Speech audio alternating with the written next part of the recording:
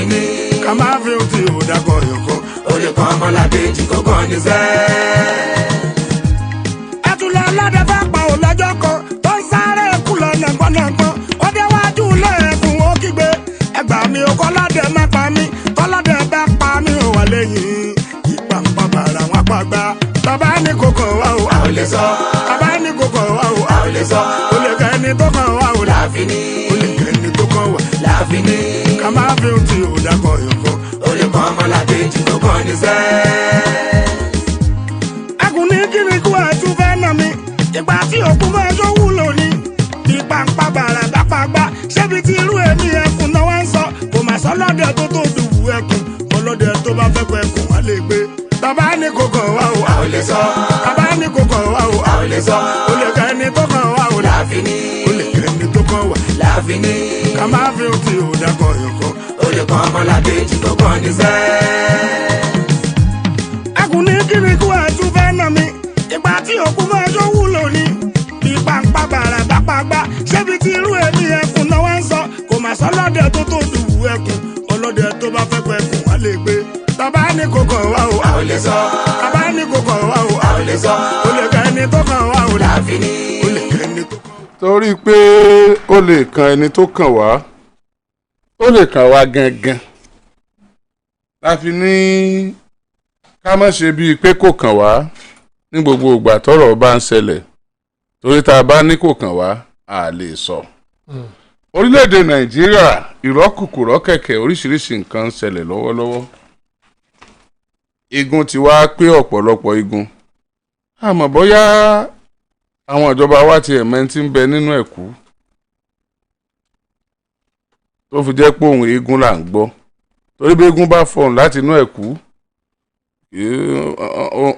ohun ọmọ padà ní bí eégún bá ti dénú ẹ̀kú a sì pàǹdà kí ló dé tẹ́gùn pàǹdà kí wọ́n mọ̀ bá àmẹ́ tó wà ń bẹ̀ ni àbí wọ́n fi ń dára àbára àwòmọ́ eégún àbí kéégún ó lè nẹni ọbẹ̀ náà ń pọ̀pá kó tó di pé kónú ẹ̀kú ó lè mọ̀ pé eégún lọ́nà ní pọ̀pá kí wọ́n mọ̀ bá dákọ̀ ń tọ̀hún kò kú sọ̀rọ̀ bí rẹ̀ mọ́. àbí nígbà tí a bá fẹ́ máa sọ pé ẹ ṣe sùúrù ẹ̀yin méjèèjì tẹ̀ ń jà ẹ mọ́ jà mọ́ ṣé bí n tọ́ wà lọ́wọ́ ẹni tí wọ́n gba nǹkan lọ́wọ́ rẹ̀ wọ́n sì kọ́kọ́ gbélé lọ́nà láti sọ pé kí ló tún fẹ́ jà sí bí wọ́n ti fún ọ ní nǹkan rẹ̀.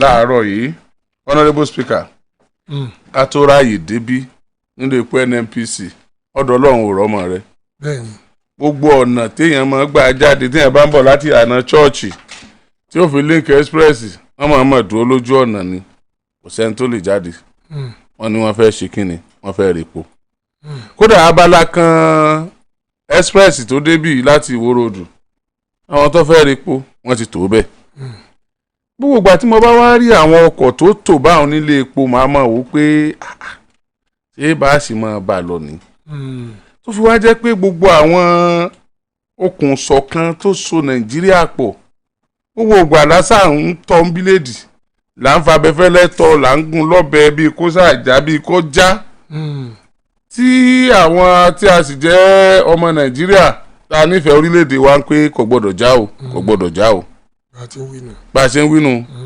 ojoojúmọ́ níwé ìròyìn nísìnyí koro ojú sáwọn tí ń kà á èèyàn bá jókòó tó bá sọ̀rọ̀ orílẹ̀-èdè Nàìjíríà ajẹ́fẹ̀yìntì níṣu ègbodò ní àwọn tó jiyàn lórí ọ̀rọ̀ àríyànjiyàn wọn ò bá tó mẹ́ẹ̀ẹ́dógún wọn ní erí kókó kan mú jáde ńbẹ̀ inú wọn pé Ọlọ́run ṣàṣàánú wa inú wọn pé àṣà mọ bí ó ṣe jẹ́ ńjọ́ kan àṣà sì kíní kan torí ẹni tó mọ ọfà kò mọ ifá ẹni tó sì gbọ́ fá ò mọ fà ifá sì tà lọ́fà àtẹ̀ntọ́ mọ ọ̀fà àtẹ̀ntọ́ mọ fátà sì ni wọ́n jọ fi èrò kérò kí wọ́n lè jèrè ifá tó tà lọ́fà ẹnu ní oko yìí nígbà tó yẹ pé àríjẹ́ ń di mọ̀dàrú làwọn kan honourable speaker ìwé ìròyìn tó ti jáde lónìí o ẹ tún jẹ́ àjọgbọ̀n yẹ́bẹ́yẹ́bẹ́ ìwọ̀n tá a bá lè mẹ́nu bà ń bẹ̀ àtijọba ni o tí ń dìkú kù wípé àgbà tá a mọ̀ ń tọ́ wà ń bẹ̀ àtàwọn tí ń gbà tí òun mú dọ́dọ̀ wa honourable speaker àwọn méjèèjì kọ́ lọ́rọ̀ sí. ṣé ẹ mọ̀ pé àwa tí agbẹnu òkè báyìí tá a fẹ́ wọ́n kan omi toro ẹ̀ sí lẹ́nu ẹnu ọ̀pẹ lókè o. bẹ́ẹ̀ni kò sí ní tá a ṣe. kò sọgbọ́n tá a fẹ́ dá sí. bájá bá ń bẹ lẹ́gbẹ̀ẹ́ yẹn tó nọrùn báyìí téèyàn sì ń jẹun téèyàn fún tó fi jẹun yóò kàn jọ. lọ́wọ́ àmọ́ lọ́kàn mọ́ bí ni. ṣùgbọ́n jáwọ́ lè protest o tó wá ṣe pé ń lò pò kété. dáhùn pé ajá ìjẹ́ fún òkété ẹ̀jú nù níṣojú ajá lọ ìwí nítorí bá yín sọ̀nù ọ̀nà ẹkùn òkété tẹ́ ẹ ṣe gbogbo ẹ̀ ẹ tún wá ń jẹ́ níṣojú ajá eegun rẹ̀ tó yẹ fún ẹ tún wá jù nù. àjọ protest o ẹ pé kí ni protest ajá ẹ bá tún lo oko ògbẹ́ lọ́la tẹ́kù bá ń sá lọ báyìí ibi ni ọmọ lọ yọ ọkọ yìí sí jẹ nígbà tí ò ní jẹ ń bẹ kí láǹfààní ewo lèrè inú lágbo kà tẹ káwó tẹ́tẹ̀ fún ní nǹkan kan ni ọmọ nàìjíríà fi ní àwọn fẹ́ gbóhùn sókè. wọ́n wàá sọ ajá tó gba bòmí lẹ́nu o. kò sí gbà àwọn ò ní sọ lẹ́nu. wọ́n ní ọgbọ̀nràn wọ́n ní kàní. a sọ wọn lè ní dìgbòlugi. wọ́n lè ní dìgbòlugi. nǹkan kan sì ló fà á. nǹkan ló ń wà ní sọ́ńtò fà mọ́. wọ́n ní sọ́ńtò fà mọ́. gbọ́dọ̀ bẹ́ẹ̀ rojọ́ wọn ni irú ajá wo lélẹ̀ aláàdẹ̀gbẹ́ lọ. tó yóò lọ pé ikú tó gba bòmí lọ. àwọn okùn ọdẹ ọ̀tọ̀ níbi ó mórílẹ̀. ẹ mọ̀ pàjá tá a sì pa bọ̀gún. ó kọ búkú lásọ mà ní ó ti di dìgbòlugi.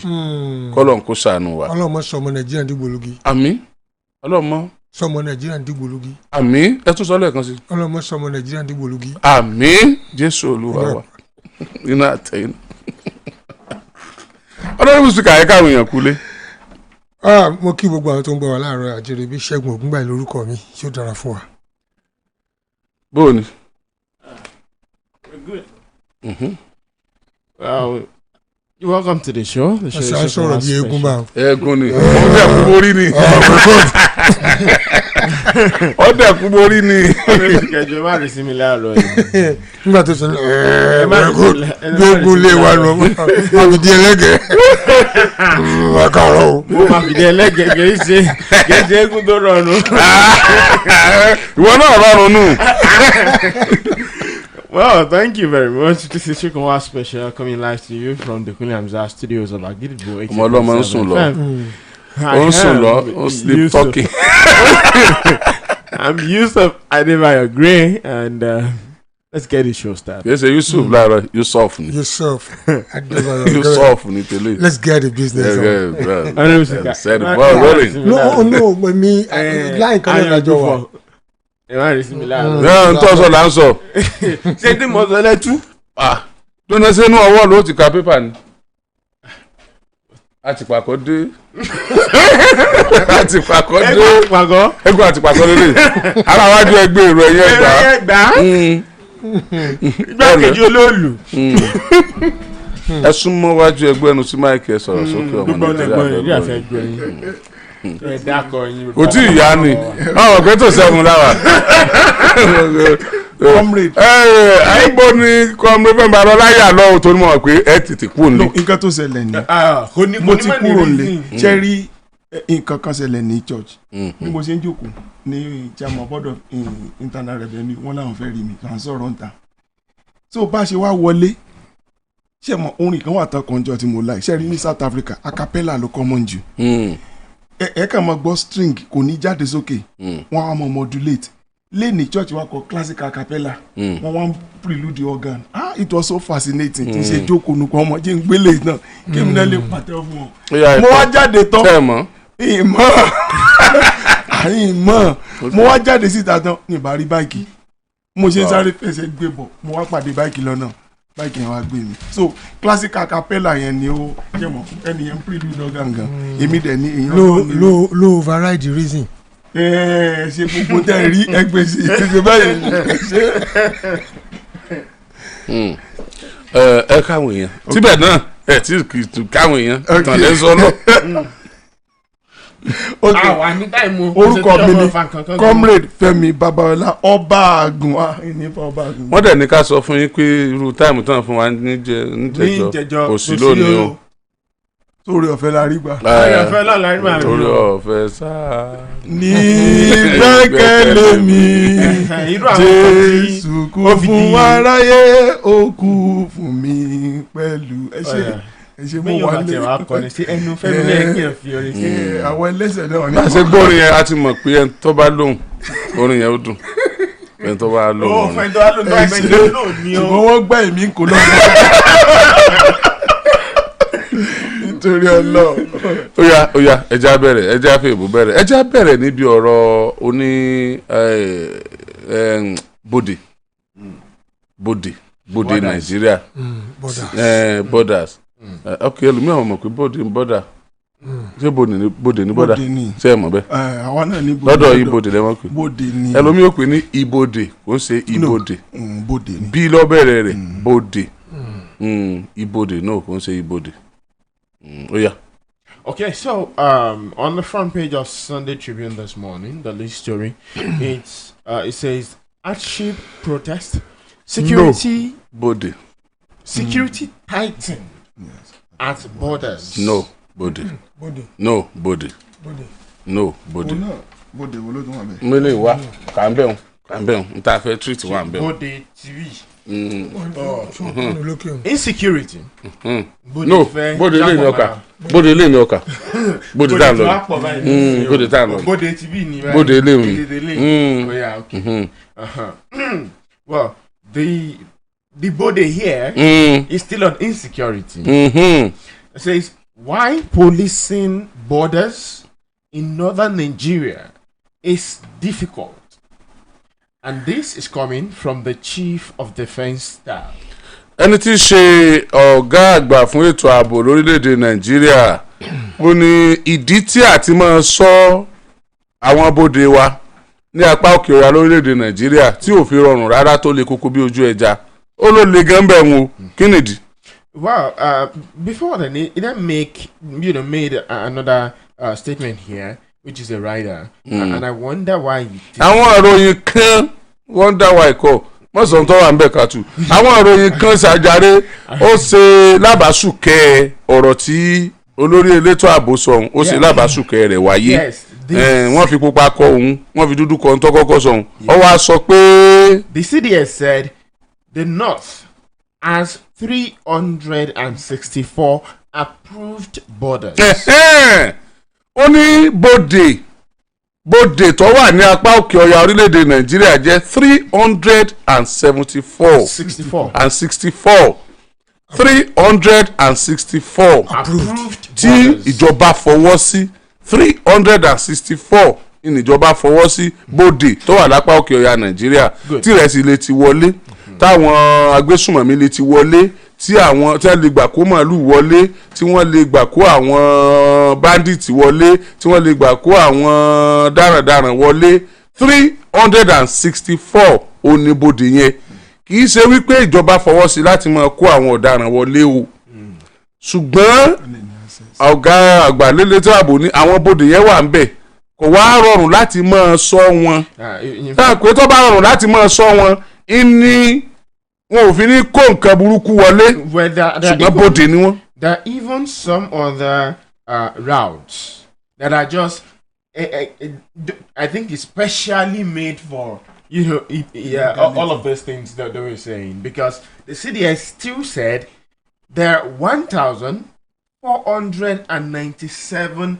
illegal immigration routes. wọ́n wá ní lẹ́yìn 364 yẹn tó jẹ́ bòdè tí wọ́n fọwọ́ sí o ṣùgbọ́n wá ní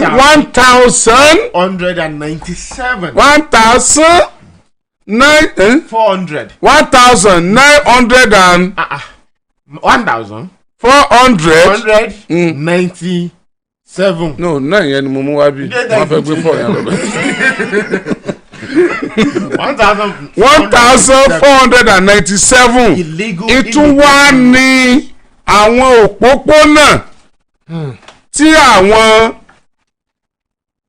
onísùmọ̀mí àwọn agbébọn àwọn ọ̀kà àwọn akó ẹrù tíjọba fọwọ́ sí wọlé tí wọ́n lè gbà wọlé sórílẹ̀‐èdè Nàìjíríà lápá òkè ọ̀yà lẹ́yìn 1,497 tó tẹ́ ẹ bá ń rò pé àwọn òrí rẹ̀ sì jẹ́ ń bí ìtọ́jẹ́ ti fọ́rin náà bá ń jẹ ayé fọ́rin bẹ́ẹ̀ pẹ̀lú rẹ̀ sì wọ́n níbi tí ọgbà wọlé nù adúpẹ́ ló tọ́. This is an explosive. tẹ́yìn bá lọ sí Ṣakí tẹ́ẹ̀lé ti Ṣakí kó rẹ̀ sì wọ̀ Ìbàdàn tẹ́yìn bá rẹ̀ lùbọ̀ ń Ṣakí tí ẹ gbà lọ yín mọ́ níyà.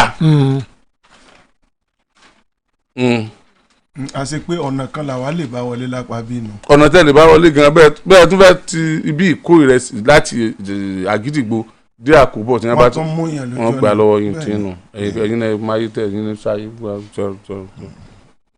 kí ló tún kù. Yeah, like I mentioned, this is an explosive statement by the Chief of Defense Staff. And, for the government to admit that, yes, we have illegal routes. As much as this, we're talking 1,494, 497. I mean, even the approved borders are just 300 and something. 64. So, well, perhaps, can we start to, because, solving a problem starts from admitting that the problem exists. Benny. Honorable Speaker, does this signal that the federal government, the Tinubu administration, is getting serious about protecting the borders of this country, particularly as, insecurity continues to be on the high side, and we know that a lot of the factors causing this insecurity problem, they're not just the factors within. There are factors that are coming from outside as well. They're inputs from the Sahel. They're inputs from Chad, neighboring, from Cameroon. From Cameroon. Comrade Fembalola sọ. I said from Cameroon. Ìbò rẹ̀ pọ̀. So ti wọ́n ti ń da kínní ọ̀lẹ́jì. Ṣẹ́rí ẹ jẹ́ ká kọ́ wo three ẹ jẹ́ ká kọ́ wo three. ṣé èbó tẹ̀ sọ tí bọ́dà yìí fi pé 1,000. ṣé èbó ló jẹ́ bọ́dà? Tí èbó kọ́ ni. ṣé èbó la yẹ ká ẹ mọ̀ bẹ̀rù ọ̀rẹ́ ẹ̀yin bíbú yìí ṣé èbó ló yẹ kí bọ́dà wọ̀ ní. ǹjọ́ ọmọ pé èbó ni. Of course nǹkan ibi tí mò ń lọ gan nìyẹn náà. èbó lẹ́yìn sọ ń bì í. àwọn mójútó ra wọn lọ́rùn èbó ti fọ́ orí yín bì í. kódà bí wọ́n sọ Yorùbá ń bì í bí wọ́n sọ̀sọ́kùsọ ẹ̀ ní mú bọn. bẹ́ẹ̀ni. ó dìgbò ọba ṣe èbó lẹ́ẹ̀mọ́ wá bọn. bẹ́ẹ̀ni. tí ọba ti ṣe èbó kò sí ojú ẹ̀ ọ̀lànú. wọ́n bìlì títí tẹ́ fi hàn ilé mọ̀ tán. Honourable Speaker. wọ́n ní yàtọ̀ lọ́yìn ọ̀dọ́ apá ọ̀dọ́ kò sí ní yàtọ̀ 1,497 illegal immigration routes. ẹ tiẹ̀ tún wá wo legal gan. 364 yẹn gan ti pọ̀ jù. ètò jẹ mélòó ti bí. 364 pọ̀ jù dẹ̀ mú wọ́n rò kankan yìí pé although for the very first time a ṣe rí iye nọ́mbà wọ́n ṣe gbé statistics jáde gangan iye route tó wà. And there are still people who are going to argue with you that these numbers are toned down. The possibility of much more than course mo fẹ́ agree pẹ̀lú yín pé tó fi lè gbé 364 jáde ó jù bẹ́ẹ̀ lọ ṣùgbọ́n ètò ẹ̀jẹ̀ àkọ́kọ́ ìpọ́n tiẹ̀ kọ́kọ́ anistasi for the first time o láti gbà tẹ́mi ti wà mí tiẹ̀ gbọ́rú nǹkan báyìí rí náà this is the very first time mi gbọ́ pé ó tiẹ̀ tó iye nọ́mbà wọn fún wa rí so for this admission láti lè fún wa pé iye nọ́mbà tó tiẹ̀ wà ní ó fi hàn pé wọ́n fẹ́ ṣiṣẹ́ kan lórí àárín yẹn then to me 364 yẹn gan ti wá pọ̀ jù ó ti pọ̀ jù lóòótọ́ àwọn ibi tí Nàìjíríà pààlà pẹ̀lú pọ̀ Cameroon apààlà pẹ̀lú ẹ̀ nìyẹn lókè ọ̀yà apààlà pẹ̀lú Chad so many places lókè ń bẹ̀ yẹn tó ṣe pé ó jẹ́ bí outlet yẹn lè gbà wọ ìbò Niger apààlà pẹ̀lú wọn meanwhile àwọn ọ̀nà tán bá wọlé ta pè ní 364 yìí náà tí gọ́ọ̀mẹ̀ntì ti mọ irú iye àwọn rúùtù tó wà yẹn ó yẹ kán lè dẹ́kun rẹ̀ wọ́n ti pọ̀ jù ká tó wá sọ ti 1,497 tó jẹ́ illegal ways táwọn èèyàn ń bá wọlé kò dẹ̀ sí tá a bá lè kọ́ńkọ́ à 364 báwo la ṣe fẹ́ kọ́ńkọ́ à ìyẹn how many personnel gan la deploy lọ sókè bẹ́ẹ̀ from immigration or from the custom láti mọ check àwọn excesses bẹ́ẹ̀ how many la ní personnel mélòó la ní so èmi ìbá sọ pé náà tí gọ́ọ̀mẹ̀ntì mọ the actual number tá a nísìn kán wá gbégbèsè láti rí i pé wọ́n blọ́ọ̀kì àwọn route yẹn so that gbogbo àwọn insecurity táwọn experience ní nọ́ọ̀tì alẹ́ráyè overcome wọn tí wọ́n bá step 1 lélẹ̀ tán ni o step 2 ni pé kán deploy personnel kán wá gbo policy wo náà máa lò láàrin yẹn tó fi máa ṣe pé a máa check excesses àwọn èèyàn tó ń wọlé then ṣe pé ní north tẹ́ bá ti gbọ́ èdè wọn language kò sí language barrier the moment you can speak either Fulfudu you can speak Hausa or any other language tó bá ti communicate yóò wọlé kódà bí ọ̀dọ̀ wa ń bì in Republic of Benin tí wọ́n bá sọ Yorùbá gẹ̀ mọ̀ pé léyìí ò sí lápá bí so tọ̀dọ̀ wọn yẹn wọ́n free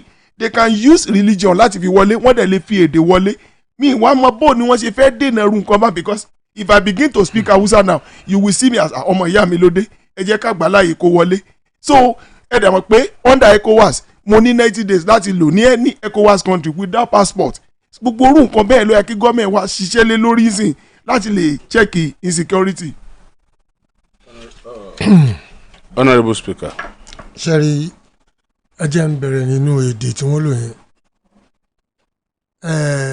gbà tí àwọn àjẹ́ nígbà tí wọ́n bá Macbeth àti Banquo on the houses of wọ́n sọ̀rọ̀ kan wọ́n ní fear is foul and foul is fair language of contradiction ni Sherry language tí wọ́n lò yẹn we have 360 something approved and 1,000 kìnnìkan 1,497 which means those routes are recognized.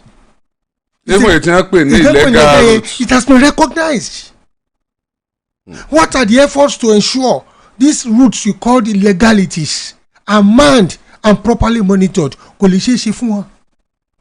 Ìdí tí ò fi lè ṣe é ṣe ni pé it is recognized for illicit trade.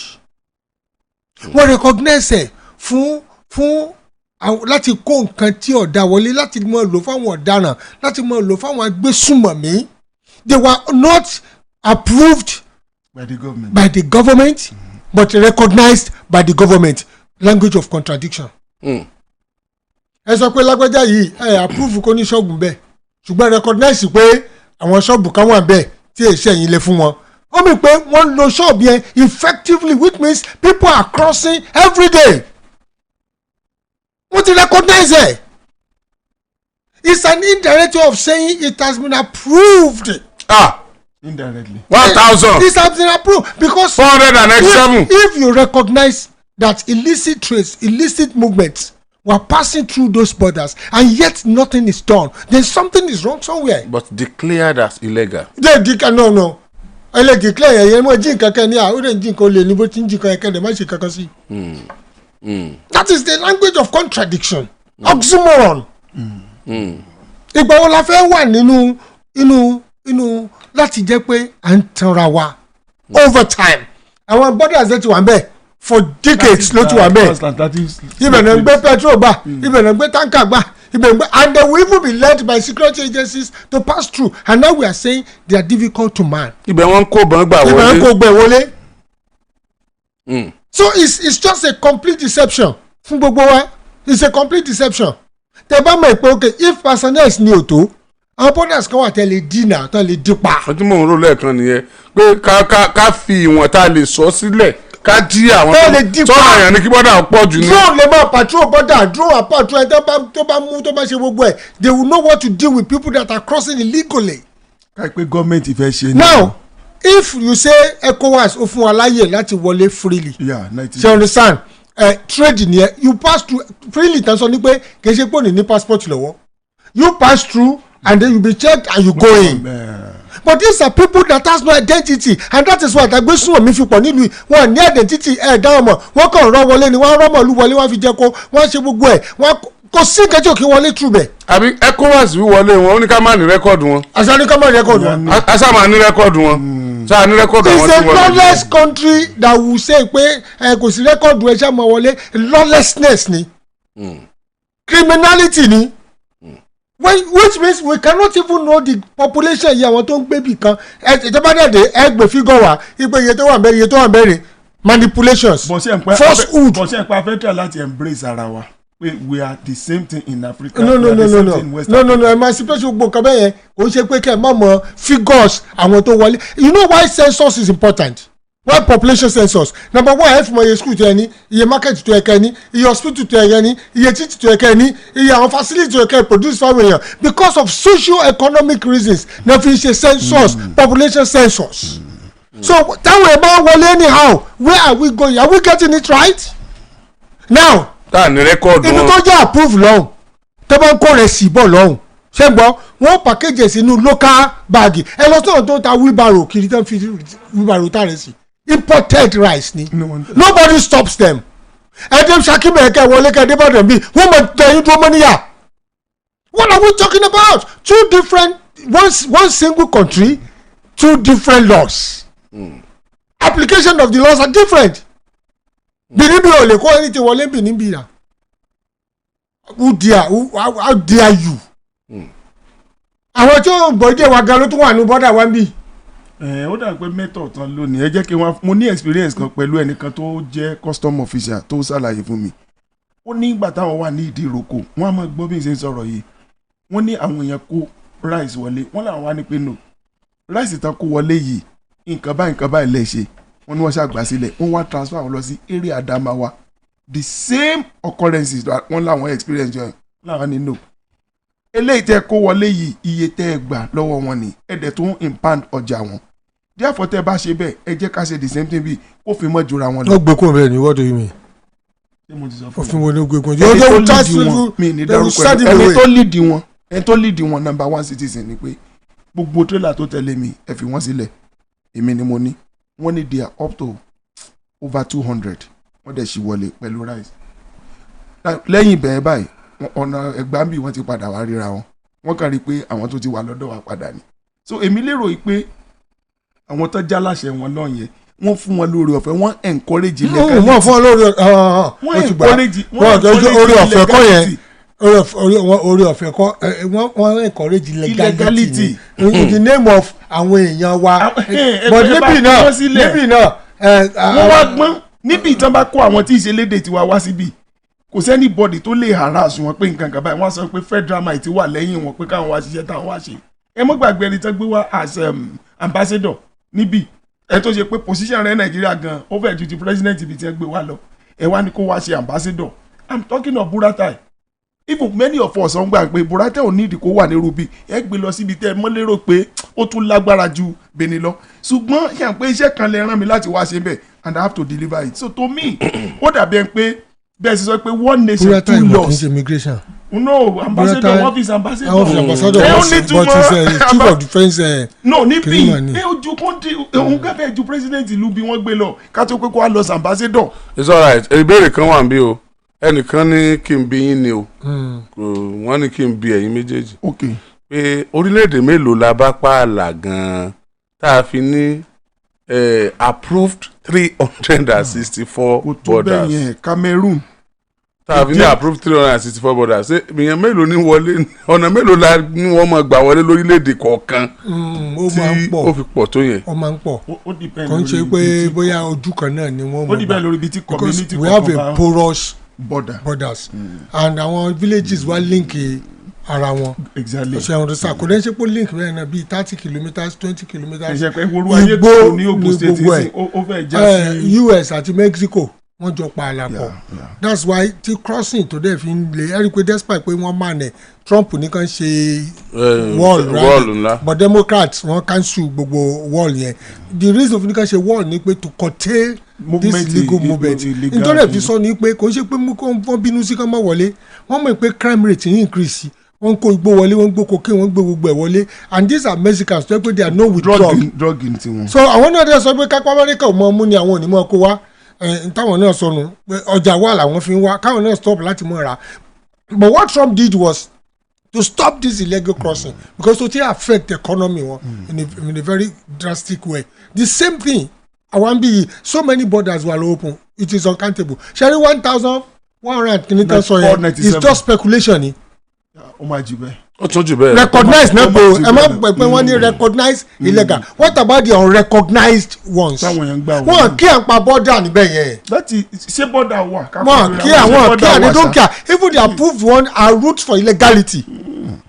So they don't care ibi ìná ti wà ti sanity ti wà lórí ọ̀rọ̀ border láti fi para wa tí rẹ́sì ò lè wọlé tí ó wọlé Ṣakí jẹ́ mọ̀mú ọmọ níyà tí ó wọlé Ṣakí jẹ́ mọ̀mú Ológbòmọ̀ṣọ́.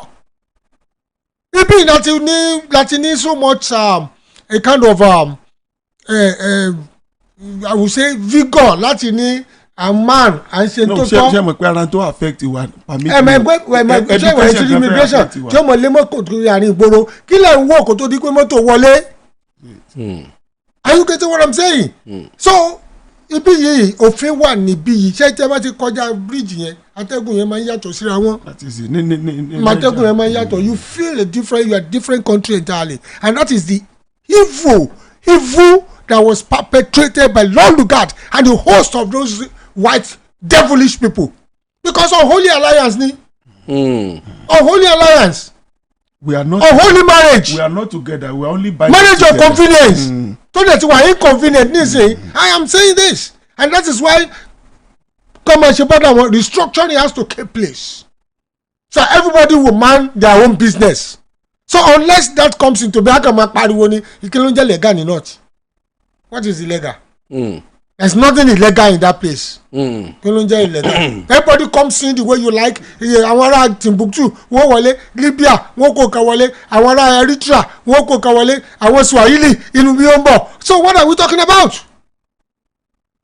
Tọ́ba ṣe tán wọ́n àmọ́ ọ̀rọ̀ àwọn wá nu tírélà wọ́n mọ̀ ru àwọn bí nígbà tí bẹ́ẹ̀ ti fẹ́ wá porous and àwọn náà dẹ̀ lajúlẹ̀ tírélà wọ́n mọ̀ fi kó ọ wá àwọn bẹ́gà wà ń bì àwọn tí wọ́n mọ̀ dárò wà ń bì. Under unity. On this road last week road town wo road express yìí níbi ẹlẹ́wẹ̀ odò come and see these people tàn wá this so called anyway they were speaking foreign language anyway wọ́n dẹ̀ bẹ̀rẹ̀ sí unleash mayhem sójú gbogbo àwọn tí mọ́tò tàn páàkì sójú gbogbo àwọn tán bá rí killing people wọ́n ń ṣá wọn ládàá wọ́n ń ṣá wọn ba mọ́tò jẹ́ go to ẹlẹ́wẹ̀ go and ask them overnight these are the evils of porous border táwọn yàrá kan wọlé anyhow táwọn máa kó bọ̀ wọlé táwọn ṣe gbogbo ẹ̀ unchecked unmonitored. ìyẹn kan fẹ́ bá a sọ̀rọ̀ láti Sokoto wọ́n ti sọ̀gùn ẹ̀jẹ̀ nǹkan. I currently reside in Sokoto. If you see how people enter through Ilela town, you will be amazed. Different bush entry. It is disaster in this country. But tá a bá wo bẹ́ẹ̀ náà ẹ jẹ́ ká wo kí ni ìgbésẹ̀ táwọn ọba wọn ń gbé lọ́hùn traditional ṣé wọ́n gan wọn encourage. ọba yóò wà lọ́wọ́ bọ́dà. no tí mo sọ pé ṣé wọ́n encourage gan pé káwọn people yẹn máa wọlé torí irú ọ̀rọ̀ tá à ń sọ yìí tó bá ṣe pé mọ̀ pé àwọn people yìí wọ́n fìyà já àwọn èèyàn yín kò sí tó ní káwọn ọba gan mọ́ meet pẹ̀lú governor ni o pẹ̀lú àwọn aláṣẹ àwọn bá wo Fẹ́mi. I mean the sultans all of them they are killing your people etiquette and the next thing is for you to rise up láti lọ bá láṣẹ pé irú ọ̀nà tá a identify àwọn ti mọ̀ kó tó pé pépà gbé láti wọ̀ before the killings Fẹ́mi before the killings comes to being wọ́n ti rí as an advantage wọ́n ti rí as a plus for them benefit population wọ́n pọ̀ allocation wọ́n pọ̀ you understand force population force allocations náà fún wọn because they have so called population tó pọ̀ ní ọ̀dọ̀ wọn illegality charge gbogbo wọn tó ń wọlé they see it as an advantage wọ́n kọ́ ẹ̀ wọlé ṣé ẹ̀ mọ́gbà pé routes tó máa ń lò yẹn during the West African trade down low ona fi ṣe eyes and skin nǹkan táwọn camels máa ń gbà those routes are still there many of them are illegal but nothing is done about it torí pé àwọn ọba wọn náà wọ́n profit àwọn villages tó súnmọ́ wọn tí wọ́n kọ́ mọ́ lu 50 wọlé tí mo fẹ́ méjì. ibi tí mo sọ ni pé àwọn tó jẹ́ aláṣẹ wọn traditional institutions níbẹ̀ wọ́n gbà bọ̀dé tí wọ́n bá gbà bọ̀dé tẹ́rí pé wọ́n ń pa àwọn èèyàn yín kò sí nítorí kẹ́mọ́ rise to the occasion you meet with the authorities. it is the government ló ń gbà bọ̀dé. It's the government ló ń gba àbọ̀dé àwọn tó wà ń kú tọ́nu níbẹ̀ kọ́ba àwọn kílọ̀ba wọn fẹ́ ṣe gọ́ọ̀mẹ̀ntì ló mánu bọ́dà wọn gọ́ọ̀mẹ̀ntì ló wọnú forest táwọn yẹn ti ń gbà wọlé. àwọn èèyàn wọn náà ń pa. tó bá lọ drone ó yíwọ́ ni. mo mọ̀ pé ti jàǹfààní ẹ̀ rí. ó yíwọ́ ni àwọn èèwọ̀ tó ní wọ́n pa yẹn gan. Let me tell you something that was a story sometimes ago I think it's a fiction you understand. tó yẹ pé àwọn tó sponsor terror ṣé ń gbọ́ àwọn náà tún sọ pé àwọn fẹ́ mú terror àwọn dẹ̀ náà sponsor terror and they pretend as if they want to arrest terrorism whereas some of them are the sponsors of this terror ní tó ń ṣẹlẹ̀ níyẹn náà. àbí bó ṣe porous yẹn ni wọ́n fi sọ́njọ́ ní pé wọ́n ti àwọn bọ́dà ti ibì kan wọ́n sì kan. ó náà ni ó ní tọ́ba ní approved one tó ń sọ yẹn ẹ mọ gbóyìnbó tọ́wọ́ ní approve on 64 yẹn wọ́n ti ohun ọ̀fẹ́ kí nǹkan kan wọlé o àwọn ibi tí gọ́ọ̀mẹ̀ntì fọwọ́ sínú àwọn tó fọwọ́ sí nǹkan wọlé bẹ́ẹ̀.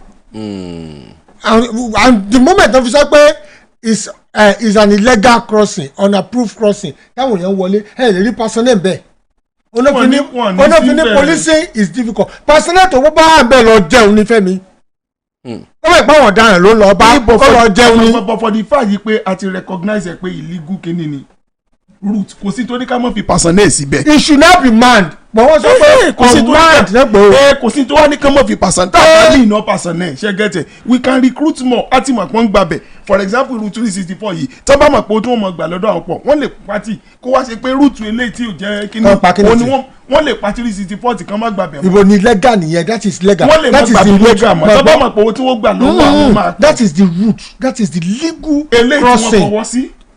not only tó fọwọ́ sí the legal crossing gangan tó ti wà mapped tọ́ba nìkan wà it's mapped it's recognized it's structured ṣe understand wọn lè parẹ́ bí ó ti wà nìyẹn àwọn ọmọdé tó jẹ́ legality yẹn ni wọ́n wo what can we do to cut it what can we do to ensure pé àwọn ògbàbẹ̀ wọlé mọ́. ṣe bí gọ́ọ̀mẹ̀ntì ó gbé policy dìde náà ni. wọ́n sọ ni wọ́n gbé policy dìde pé from henceforth irú China war yẹn àwa gan lè mọ China war. policy what do we by policy ṣé kò sí existing policy tó ní kán má gba ìwọlé ni. ó dà tó wá pé ló wà tí ó dẹ̀. àwọn wo ni policy ṣiṣẹ́ fún Nàìjíríà yìí. àwọn tó ń rọwọ́ fi orí àwọn èèyàn tí wọ́n mọ. àwọn náà rọwọ́ fi orí bẹ́ẹ̀ ní north. níbi tí wọ́n ti ń gbàbẹ̀ wọlé. no north ni wọ́n ń lo òkè ọ̀yá ni ẹ̀ pa àwọn náà wà ní government ṣe gẹ́tẹ̀ ìgbà tán wà ní gọ́ọ̀mẹ̀ wọn ti fi wo àwọn ọ̀nà ilẹ̀ ẹ wúrú tí mo sọ náà ìdí mi sọ pé lọ́bọ̀ authority ni pé ó ṣeé ṣe kó ṣe pé àwọn tá a pè ní the so-called authority gan ní fún wọn lóore ọ̀fẹ́ ipe kò sí ní tí ó ṣẹlẹ̀ gbàbẹ̀. a lè sọ bẹ́ẹ̀. ó ṣeé ṣe kó ṣe wípé pé mo lo shield ni ó ṣeé ṣe kó ṣe pé àwọn yẹn gan. àwọn kọ́nà wọn kò lè ṣeé ṣe àwọn kọ́nà fún wọn authority wọn kàn lè gbọ́ wọn mọ kíṣẹ́ pọ̀ lọ́wọ́ wọn kán má ti ráàyè sí yẹn ni. ó lè ní lágbájá ó lè ní lágbájá ó dẹ̀ yẹ kẹ́ mo wá gbójú sẹ́gbẹ̀ẹ́. kí ló wà important gbọ̀rọ̀ bọ́dà tẹ̀ ń sọ yìí gan. àwọn ìjọba fẹ́ mójútó ọ̀rọ̀ epo wọ́n fẹ́ mójútó ọ̀rọ̀ ìbò wọn ò fẹ́ kẹ́gbẹ́ owó lulẹ̀ ẹ̀ wá sọ̀rọ̀ bọ́dà so wọ́n á fi bọ́dà alẹ́ kan kọ́kọ́ yanjú ọ̀rọ̀ bò ìbò lọ́kàn ọmọ Nàìjíríà bọ́dà ọ̀kan. ṣé ẹ mọ̀ pé pàṣẹ tó rò ń gbà wọlé fún bò náà nìyẹn and that's why they have a so ọ̀pọ̀lọpọ̀ wọn ní voters card lọ́wọ́. ṣégbà tí bò ń bọ̀ ọjọ́ omi. wọ́n ní NIN wọ́n ní NIM àbíkẹ́lẹ̀ pé ìgbà tí bò ń bọ̀ ọjọ́ omi. ṣé ìròyìn ò kígbe pé àwọn èèyàn ti ń tú wọlé kẹ̀tíkẹ̀tí ń bẹ̀ wọ́n ṣé wọ́n gba bọ́dà wọlé ni. rárá bí ilé kan ní 1497 náà gbà wọlé. so ṣé tó wá nílò bò wọ́n wà lọ dípa. I agree with you ṣùgbọ́n nígbà tí wọ́n wá ń pa wọ́n lójoojúmọ́ yìí tí wọn ò jẹ́ kí Nàìjíríà ní sinmi. wọn ò pa wọn. ṣé o mọ̀ pé IDP gan ọbẹ̀ ló tún jẹ́ fáwọn kan bẹ́ẹ̀. wọn ò pa wọn náà. ẹni tó bá nílé òfìlẹ̀ rẹ lẹ̀ ló kò yé mi ní. IDPs gan ṣé o gbọ́ there are some governments that are even rejoicing pé wọ́n ń gbowó security vote lórí ìsìnkódókọ̀ IDPs. ẹjọ ẹsẹ wo láṣẹ wọn tí wọ́n fi fẹ́ wá máa pa wá ń bì láti bẹ̀ àwọn kan bí ìkọ́ni ẹ wá bá ń gbà wọn dé ni ṣé báwọn ti bí ní ẹjọ́ mọ̀ pé àwọn tó kù táwọn fẹ́ pa ni bí tí ẹ já lọ ni ó dẹ̀ rọrùn kéèyàn kan wá láti ìlú kan kó dẹ̀ gùn. ṣe pé wọ́n lé tí ò bá lọ́wọ́ ọmọ ìlú nù.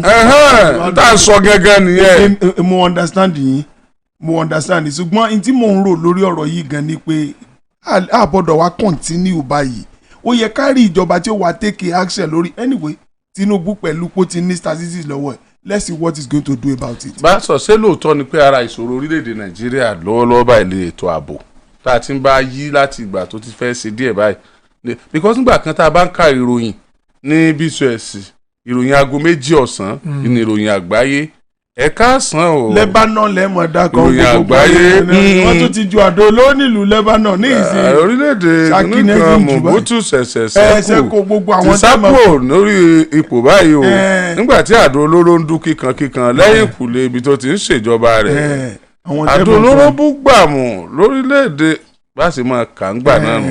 Oriyomi Hamzat lóníròyìn bá a sì máa kà nù. àwa máa wò a máa imagine pé bílù yẹn ó ṣe rí gbàdúrà lóró a máa ń ka Somalia nígbà yẹn. bẹ́ẹ̀ni Somalia Lebanon Sudan àwọn pétí wọn. lórílẹ̀‐èdè Somalia ó ti tó èèyàn bíi 2,000 tó ti dẹni àkọlẹ̀bò báyìí látara ogun abẹ́lé tó súyọ láti orílẹ̀-èdè náà. bàbá wa ló mọ nǹkan ní ẹgbẹ́ Ọlátúndé Ìyàndá. bàbá yín wo ni. Ọlátúndé Ìyàndá ni ìyá yín ni. bàbá wa láti Kírun ni. ó ti lọ kà á Kírun. wọ́n ti kú. ilé gbogbo ọmọ ìpínlẹ̀ Ọ̀yọ́ kankan ò tiẹ̀ ká. mi ṣe mọ̀ bóyá ẹ ní àwọn season tó ká. yóò tó sọ pé at the time. bẹ́ẹ̀ mọ̀ tó gbọ́rọ̀ búkú nu. n tó ṣẹlẹ̀ ni pé at the time you are talking about, Femi is still in the embryo. níbo So you may not really understand what we are really saying. wọ́n ló bẹ̀rẹ̀ aládà òsì. ẹ mọ tó tẹsẹ̀ fi ìṣeré nígbà yẹn orúkọ tá à ń gbọ́ Látúndé Ìyàndá ni àwọn ló tó ẹ pé kò ń ṣe orúkọ tó mọ̀ orúkọ tó gbọ́ ni. tí mo dọ́là tí a sì Ọlátúndé Ìyàndá ni oníròyìn. tẹ́ ẹ dá ọmọ.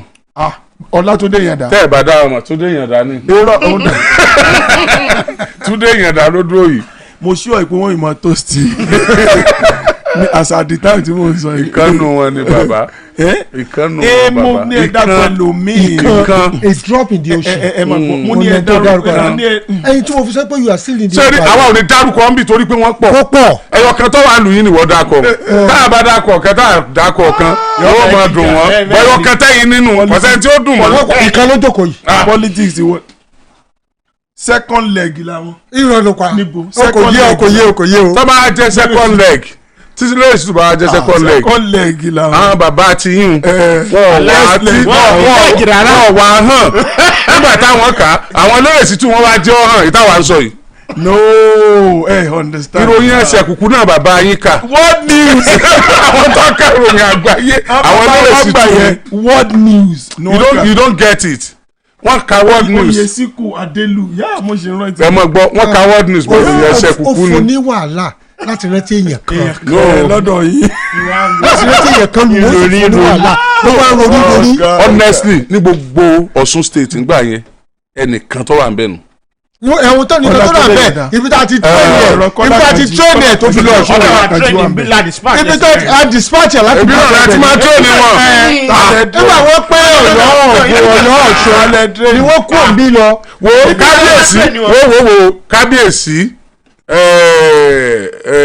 àrólé Oòduà kábíyèsí o ìyájà akínyìn o sọ mọ̀ pé àwọn bàbá tiwa àti àwọn bẹ́ẹ̀rẹ̀ wọn tí fẹ́mi ń ṣe ni àwọn dádì máa ṣe ń business wọ́n mọ̀ gbé fẹ́dà òkè báyìí tábà sì ni wọ́n kọ kíní wọn business láti bẹ̀rẹ̀ dópin ni wọ́n kọ sí kíní tó kọ́ mọ́ sọ̀rọ̀ dáadáa bí ọmọ bó ṣe lọ. We are talking about the cradle of broadcasting in Nigeria. Oyo State ni cradle of broadcasting. Ibẹ̀ ni the first television station after.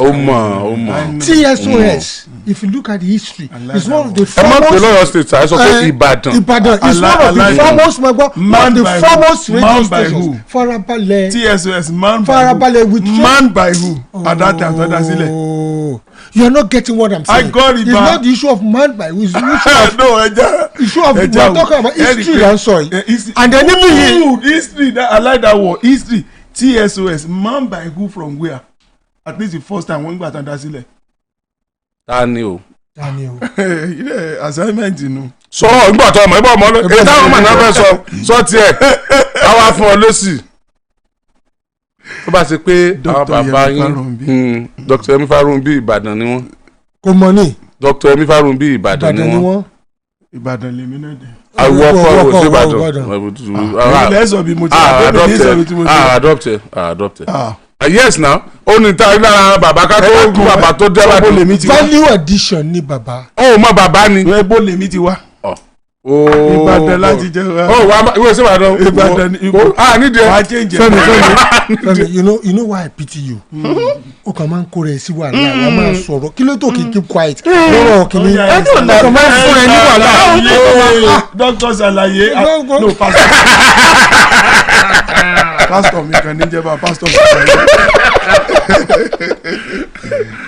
ẹnìkan wá béèrè sá pé gbogbo bá a ṣe ń tù yìí níbo la wà ń lọ. ẹni bo la ń lọ. That's a nice question. ṣé mọ̀ pé ẹ̀yin tẹ́ ẹ tú nísìnyí you don't have the power. We don't, but we exercise powers by the word of our mouth. Yes, exactly. We exercise power by letting the authorities know what is going wrong. Àti ìgbésẹ̀ wo ni wọ́n lè gbé that is it. Why tabanso now we also profile solutions that is to most of these problems, and that's why one of the greatest things tí ẹ lè ṣe ni kí ẹ sọ̀rọ̀ sókè ká gbẹnu sí bá ti ń gbẹnu sí. And that's one of the greatest thing anybody could do. Freedom of expression grants you the ability láti shed more light into hidden things tí ò yá wọn tí ò yé àwọn èèyàn àti láti expose evil things ṣe pé hidden evil things táwọn leaders don perpetrate. So we fixate our intellectual ability lórí nǹkan tó lè make sure pé ìlú lè develop ju bó ti wà yìí lọ, and that's what we are doing. Intellectual properties were and dispense for the nation to grow, for people láti mọ̀ pé n tó ń ṣẹlẹ̀ rè, and for the leaders láti mọ̀ pé they are exposed, they need to change their ways. But you see, in a country whereby leaders are adamant, leaders don't even want to listen to everything than what they think on their own. Wọ́n fẹ́ gbọ́n tẹ́lómi bá sọ àfihàn táwọn bá ń rò, and we are not idiots. Idiots lè máa mú lọ síbi tẹ́ fẹ́ mú lọ tí ò ní sọ̀rọ̀, tí ò ní béèrè gbébo lè mú lọ. We can't be on the road that leads to nowhere. No, and that is why we are here saying to the leaders pé the right thing, n tó bá tọ́ fájà ẹjọ́ jẹ́ fájà, tó bá tọ́ fọmọ ẹjọ́ gbé fọmọ, ẹ má gbóúnjẹ ọmọ fájà jẹ mọ́. Number one. Number two, ẹ pín ìrẹ́kẹ́ ìlàrẹ̀, ọmọ kan ò born to rule, ọmọ kan ò born to slavery. You know, that mentality must be corrected immediately, and the only thing to lè correct ẹ ni pé let's look at where ẹnìkan gbà táwọn kan láwọn born to rule, wọ́n ti yọ kúrò nísìnyí o. But the mentality is still there when they are saying their forefathers told them that àwọn náà nílẹ̀ láti Atlantic the desert. You see, the mentality is still there. from the ocean. That evil notion, that evil notion is still there, and until we put it right, ṣẹ́rí àwọn tó bá fẹ́ kí bọ́dà àwọn ọmọ porous kọ́mọ porous, let there be restructuring. ẹ mọ porous lọ́rọ̀ yín. The solution, one of the solutions is restructuring. All Israel to your tents ni. Rebellion yẹn. Rebellion kọ́ yẹn. Lókè àtúnṣe ni. Lókàlùkù padà lé ẹ̀. Are you getting what I'm saying? Unless you do that. Ìpadà sílé ìṣe pé kálukú lọ lọ́tọ̀ọ̀tọ̀. Àtúntò ni. Ní táwọn ń sọ kì í ṣe kálukú lọ lọ́tọ̀ọ̀tọ̀. Ilé kálukú lọ padà sí táwọn Awólọ́wọ̀ fi fowó wa kọ́ Cocoa House. Bẹ́ẹ̀ni. Okay, regionalism. Tí wọ́n sọ nù. Èmi bá tún wá ní ká ṣe kinní kan. Irú nǹkan tó ń ṣe pẹ̀lú àwọn youth service yẹn bóyá lè ṣe. Anybody tó bá ń sọrú language tó bá wà ń bẹ̀ yẹn, ẹ jẹ́ ká sọ wọ́ báyìí. Ká fún wọn ní bùkún. Káwọn tó wà lọ́yìn kan máa bọ̀m̀bì, káwọn tó wà bí kan máa lọ sàn. Tí favoritism bá wà, tẹ́ bá ṣí ọ̀nà sílẹ̀, tí kálukú wọn ṣe nǹkan tó wù wọn, ẹ gbá wọn tí ò gbédè wọn lọ síbẹ̀ tí ó lè má bẹ̀ dáadáa. You have to conform. Bó bá gbọ́n tí ò gbédè lọ síbẹ̀, they will deal with you.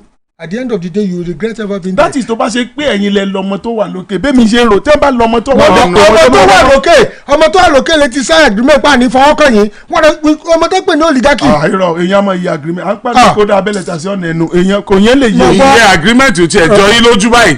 Èèyàn mọ pàdé inú òṣèlú kò sí agreement lóṣèlú èèyàn mọ betray yẹn bá betray yà gangan ni definition politics. Èèyàn mọ betray yẹn pé a sọ mi fún àdẹ ní ìṣekílẹ̀ bàbá lẹ́kùn lé bàbá ẹni yóò bá jẹ́ sẹ́wọ̀n mú mi. Tó já bára wa ń bí nìyẹn. Exactly báwo ẹ jẹ́ àgbọ̀n mi. Abnormality ti di norms. Ebe àti kàkún ó dẹ̀ ti rí bẹ́ẹ̀ unfaithfulness là ń pè unfaithfulness. I agree with you. Politics anyway he's trying to reiterate nǹkan tí George Orwell sọ in 1984. That Ministry of deception is key in the manipulation of mankind. That is it. Wow. Deception is key in the manipulation of mankind. Central. Olófin need to know and not to know. Using logic against logic. So, to be conscious of complete truthfulness while making carefully constructed lies. That is George Orwell 1984. In the manipulation of mankind. Why do we need to manipulate? Kọ́lé ìrọ́lẹ̀ láti lọ automate them. Bàbá nígbà tí society. For personal agenda. Ẹ gbà náà. For agendas that will favour you. Mo ní nǹkan tí mo fẹ́ ṣe. Or favour a group of people. Or an institution. It depends. That is politics now. I would deceive you for me to be able to have my way. That is it. Ṣebí nǹkan tá ń lo Nàìjíríà náà àdẹ̀tí change ẹ̀ dọ́là. Whether this is done in cash, in kind, or whatever form or manner. Káyìndé tí ẹ dáńgbà mi gan. Káyìndé ò dáńgbà mi lóde. Káyìndé lè dá o. Káyìndé lè dá. Tí Káyìndé ó bá wa wá. Kọ́dà tí ó tẹ̀lé Káyìndé o. Ẹran mi létí Káyìndé o. 20 kìíní ẹ̀. 20 kìíní sá. Èmi àmọ́ sábà rántí tẹ́ máa ń sọ story lọ. President Goodluck Jonathan needed someone in the Senate. He needed someone to be there at the Senate because of a bill that is meant to be passed, right? To which this person is key. but the person is locked up at the correctional center here in Agodi. wọ́n tẹ̀ wá yọ wọn. àwọn àtàbùkù. kí ni náà fẹ́ sọ. And tani. sẹ́nitọ̀ and Teslim náà wà nígbà yẹn. jẹ́ n parí ọ̀rọ̀ tí fẹ́ sọ. ẹ̀fẹ́ ṣe ń sọ lèmi rán. And wọ́n láti there was an executive order to plane náà fi wá pick up gbé the wọn. person. ṣé káyìndì nu. plane kan mọ́tò wọn fi gbé wọn láti Agodi dé airport. iná mò ń sọ plane náà fi wá gbé wọn. ẹsẹ̀ wá sọ bí ìgbà tó pé plane wọnú prison. plane wọnú prison. plane náà fi wá ok ṣé prison lẹ́ ń sọ ni. prison lẹ́ ń sọ. ó sọ ó ṣèbò prison. So ẹ̀wọ̀n. I mean ẹ̀wọ̀n ni. wọ́n gbé wọn láti gbà. that is in kind. ara ẹwà o káyìndì yẹn dà. ẹwà o ẹnu yín ọgbà tó mi o. bẹ́ẹ̀dì tí wọ́n fi sùn làwọn fi sùn o. àmọ́ ó yé wa. àti bàbá àbọ̀dá yín náà bí bàbá yín sì ni. láti fẹ́ àwọn mẹ́ta la ló bẹ́ẹ̀dì kan náà lágòdì. sọ̀nkú ọ̀sẹ̀tà yẹn lọ ń kú wa bẹ́ẹ̀ ni. ẹnìkan kọ́kọ́ lo bẹ́ẹ̀dì ó kó ẹlòmíì bọ́ bẹ́ẹ̀ gbẹ́gbẹ́ èmi mo lo last. ìsẹ́lẹ̀ ó yẹ kẹ́ tourist attraction ó yẹ kẹ́ bẹ́ẹ̀dì yẹn ó yẹ kí wọ́n. ọ̀ká kọ́lé fún lọ́kà ẹ̀. ẹ wà museum. ó yẹ kẹ́ gbé bẹ́ẹ̀dì wá sí. kéèyàn máa jáwó gbogbo ọ̀tọ̀ jáwó nínú máa sọ lẹ́yìn. you like it. bóyá kó bẹ̀rẹ̀ mẹ́rin ìwọ náà lọ lò ó. you like it. farabalẹ̀ let me tell you the contradiction of that bed. Okay. We have some people that are judged to have performed criminality.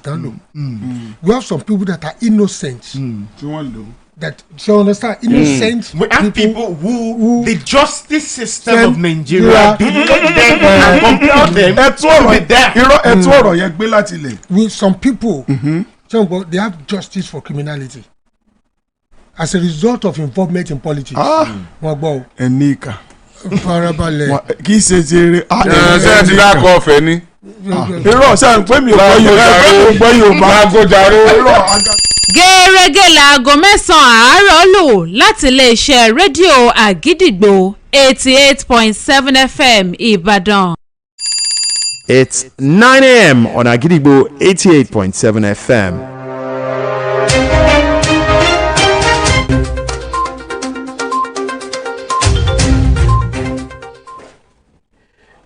Good morning. This is the news at 9 on the most listened to radio station, Agidigbo 88.7 FM Ibadan. I am Oluwatosin Ologun. The federal government has tightened security at all the nation's border ahead of the planned nationwide protest scheduled for the 1st of August 2024. The Controller General of the Nigeria Immigration Service, CG Kemi Nandab, said this in a statement issued by the Immigration Service Public Relations Officer, Mr. Kenneth Udo, yesterday in Abuja. The National Association of Nigerian Students, NAS, has commended the Minister of Interior, Honorable Olubunmi Tuji-Ojo, for his outstanding effort in promoting peace among the students' community. This was disclosed by the President of the Senate of the National Students Association, Comrade Afiz Babatunde Akintaye, at the NANS headquarters in Abuja. That ends the news at 9 on the most listened to radio station, Agidigbo 88.7 FM Ibadan. I am Oluwatosin Ologun. Thank you for listening. Good morning.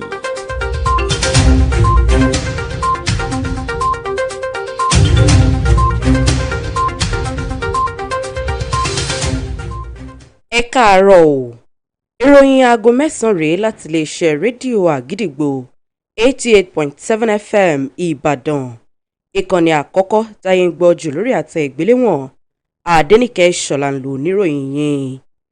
Ìjọba àpapọ̀ orílẹ̀-èdè yìí ní àfikún ti bá àwọn elétò ààbò èyí tó ń bẹ ní àwọn ẹnubodè tó wọ orílẹ̀-èdè yìí látàrí ti ìfẹ̀hónúhàn tí àwọn kan ń gbèrò láti ṣe lọ́jọ́ kìíní oṣù kẹjọ ọdún yìí.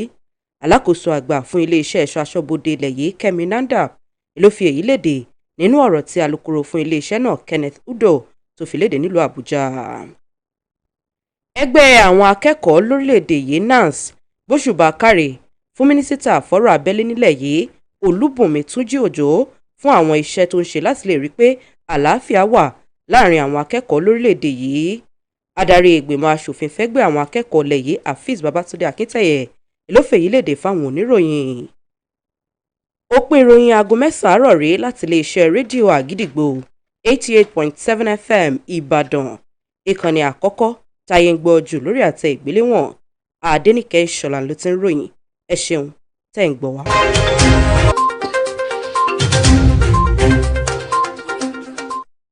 Àgídìgbò 88.7 FM. ó ti bára ọ̀tún ó tún ti fagbára kágbára Adams Desire amárale kókókó. Nature's Field Adams Desire. ó tún dé kókókó bí ọ̀tá. ìlọ́po agbára. lóògùn Nature's Field Adams Desire bá dé lọ́wọ́ yìí. wóró méjì lẹ́ẹ̀ máa lò lójúmọ́ fún dídí ọ̀sẹ̀ méjì kẹ́lẹ́ irísẹ́ lẹ́kùnrẹ́rẹ́. egbògi ìbílẹ̀ la fi ṣe. lílò rẹ̀ sì fini lọ́kàn balẹ̀. ṣùgbọ́n ṣá o. ó ti lágbára ju ti tẹ́lẹ̀ lọ sà. bó ti wá kún fún agbára. bẹ́ẹ̀ náà ni ìrísí rẹ̀ ti yàtọ̀. ó ti wà káàkiri ilé ìtajà oògùn òyìnbó. jákèjádò orílẹ̀-èdè Nàìjíríà. oògùn Nature's Field Adams Desire. orílẹ̀-èdè Amẹ́ríkà ni wọ́n ti pò pọ̀ tí wọ́n gbé jáde. iléeṣẹ́ Silken Limited Nature's Field ló ń pin tó ń tà. fún ẹ̀kúnrẹ́rẹ́ àlàyé ẹlẹ́gbẹ̀ sórí àwọn nọ́mbà 08071891904 tàbí 08075091020. oògùn Nature's Field Adams Desire ló ń bá yàrá ní dìgbò lọ́kọ pẹ̀lú ìtẹ́lọ́rùn tí ò láfiwé.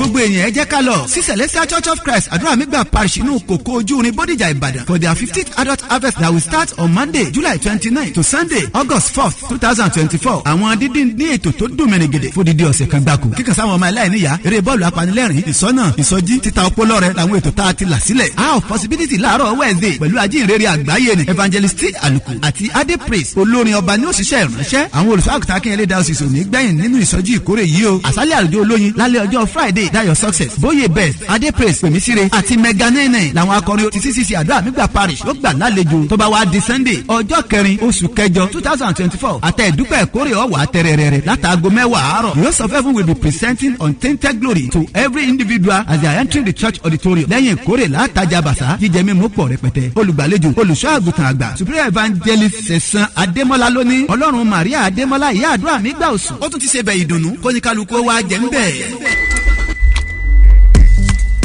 ìjàgùdù òsínmọ́ kábàánilórúkọ jẹ́ fẹ́ lọ lórí káràkátà gbogbo ẹ̀yin tẹ́ ẹ fẹ́ ra mọ́tò ayọ́kẹ́lẹ́ ìrọ̀rùn tó fini lọ́kàn balẹ̀ tó dángájíá àbẹ́yìn tẹ́ ẹ fẹ́ tà á iléeṣẹ́ rédíò Àgídìgbò ti ṣàgbékalẹ̀ ètò rọrùn fún gbogbo ẹ̀yin aráàlú tẹ́ ẹ ní mọ́tò tẹ́ ẹ fẹ́ tà àbẹ́ ẹ rí mọ́tò tẹ́ ẹ fẹ́ rà ṣùgbọ́n tẹ́ ẹ ń bẹ̀rù alágbèédá ó yá ẹ kàn ṣẹ́ka Àgídìgbò atọ́kọ̀ṣe pẹ̀lú àwọn àlàálẹ̀ ètò tí fini lọ́kàn balẹ̀ níléeṣẹ́ rédíò Àgídìgbò bẹ́ẹ̀ làǹfààní san díẹ̀díẹ̀ tún wà tẹ́ ẹ bá ti wá ṣe tán ẹ pè sórí àwọn nọ́mbà yìí 07034229105 tàbí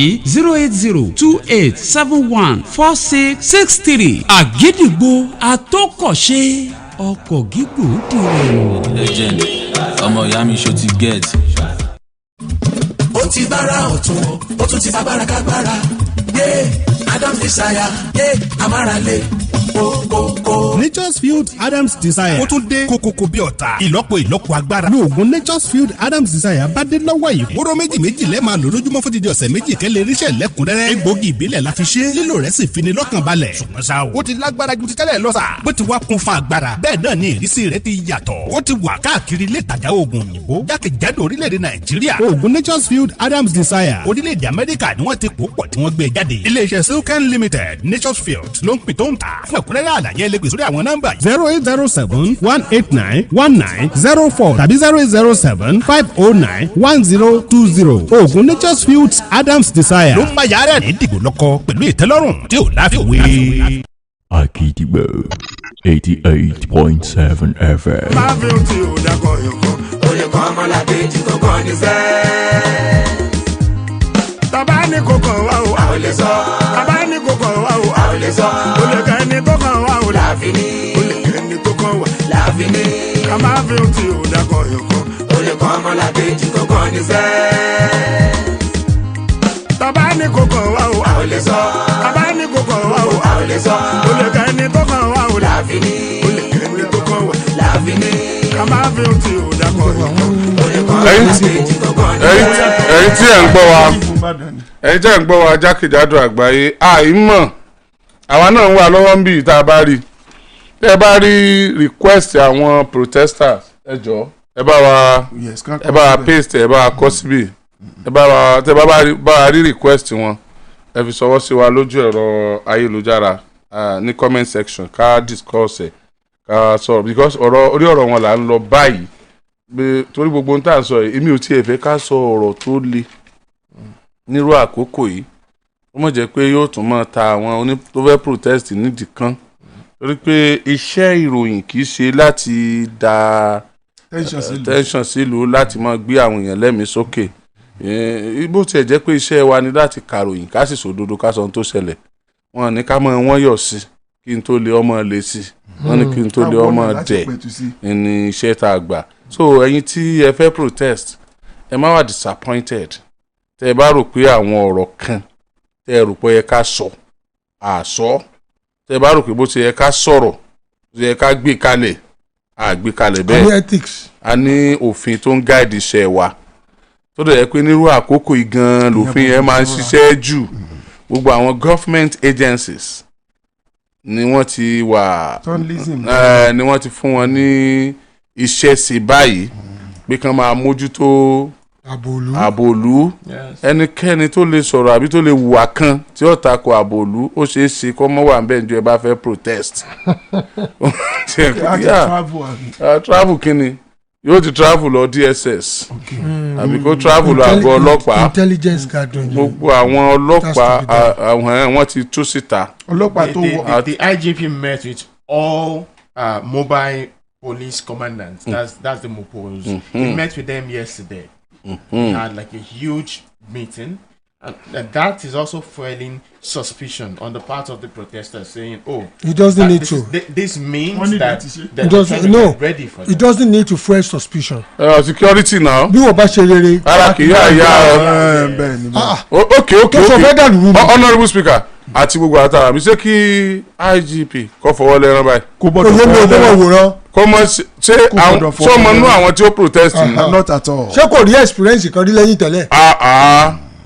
ṣé yóò ṣáà sọ fún wọn pé ẹ dúró déédéé o ẹ má jẹ́ wọn dàlúrú o àwọn tó bá fẹ́ protest kàn máa protest wọn lọ wọ́n má gba dúkìá jẹ́ o kàn má gba àwọn jàǹdùkú láàyè a lè rò bẹ́ẹ̀ náà. Haven't we seen peaceful protests turn bloody in this country? Yes, now. It was intended to be peaceful. But it turned bloody. And okay, let me put this to. Let me add this to it. Like, it turned bloody not because the protesters went on rampage, but because the government used a heavy hand to undo them. No, I will not agree to that. I want to question. Haven't we seen a situation like that? The way you ask a question, the protesters doesn't look like question. It doesn't look like a question. It doesn't look like question. It looks. What if you don't question?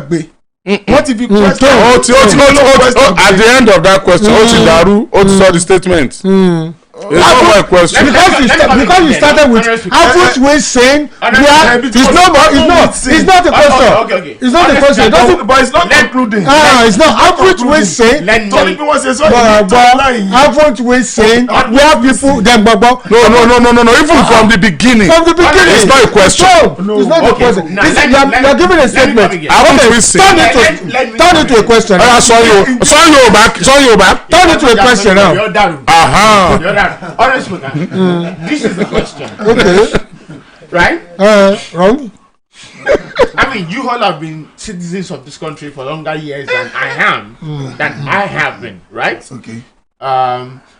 My question is, again, have you people not seen a situation in which where peaceful protests turned bloody? Not because the protesters went on rampage, but because high-handedness of the government. I am asking that people who have been existing before I am. I'm asking you to go even pre-colonial, colonial, whatever. ẹ jẹ́ ká sọ̀tọ̀ rọ ẹ jẹ́ sọ̀tọ̀ rọ tẹ̀bẹ̀rẹ̀ kò ṣe question. Have you people not saying you are trying to affirm what you believe you are saying? You are trying to affirm not saying anything affirmative. You are trying. Have you people not saying? No, I said have you people seen? Oh, have you people I thought you said not. No. I said have you people seen? Okay, we have experienced it. That's exactly Now, but not in the way you said it. We have experienced a protest, peaceful protest, turn bloody, not because somebody in the government initiated or it's security agencies initiated. No, sir. Now let me come. For my opinion, our government wà bẹ̀.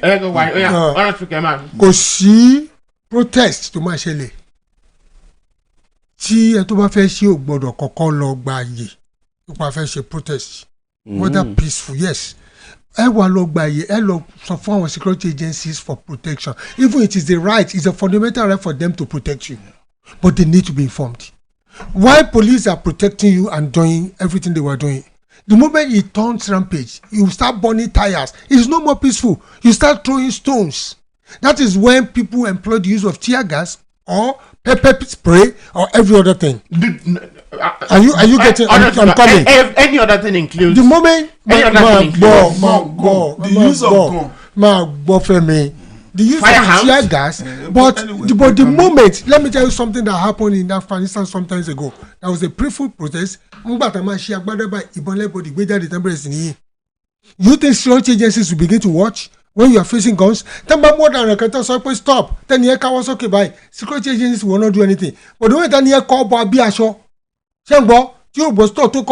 there's this speculation that offer more firearms. That's why they dislodge them. Because they cannot just be silent and look at you having firearms, trying to hurt people. What they would do, what dislodge them, what disarm. In the purpose of disarming, they can use lethal weapons to disarm you. And to paper Danny, because you disarm. But when protesters are there, they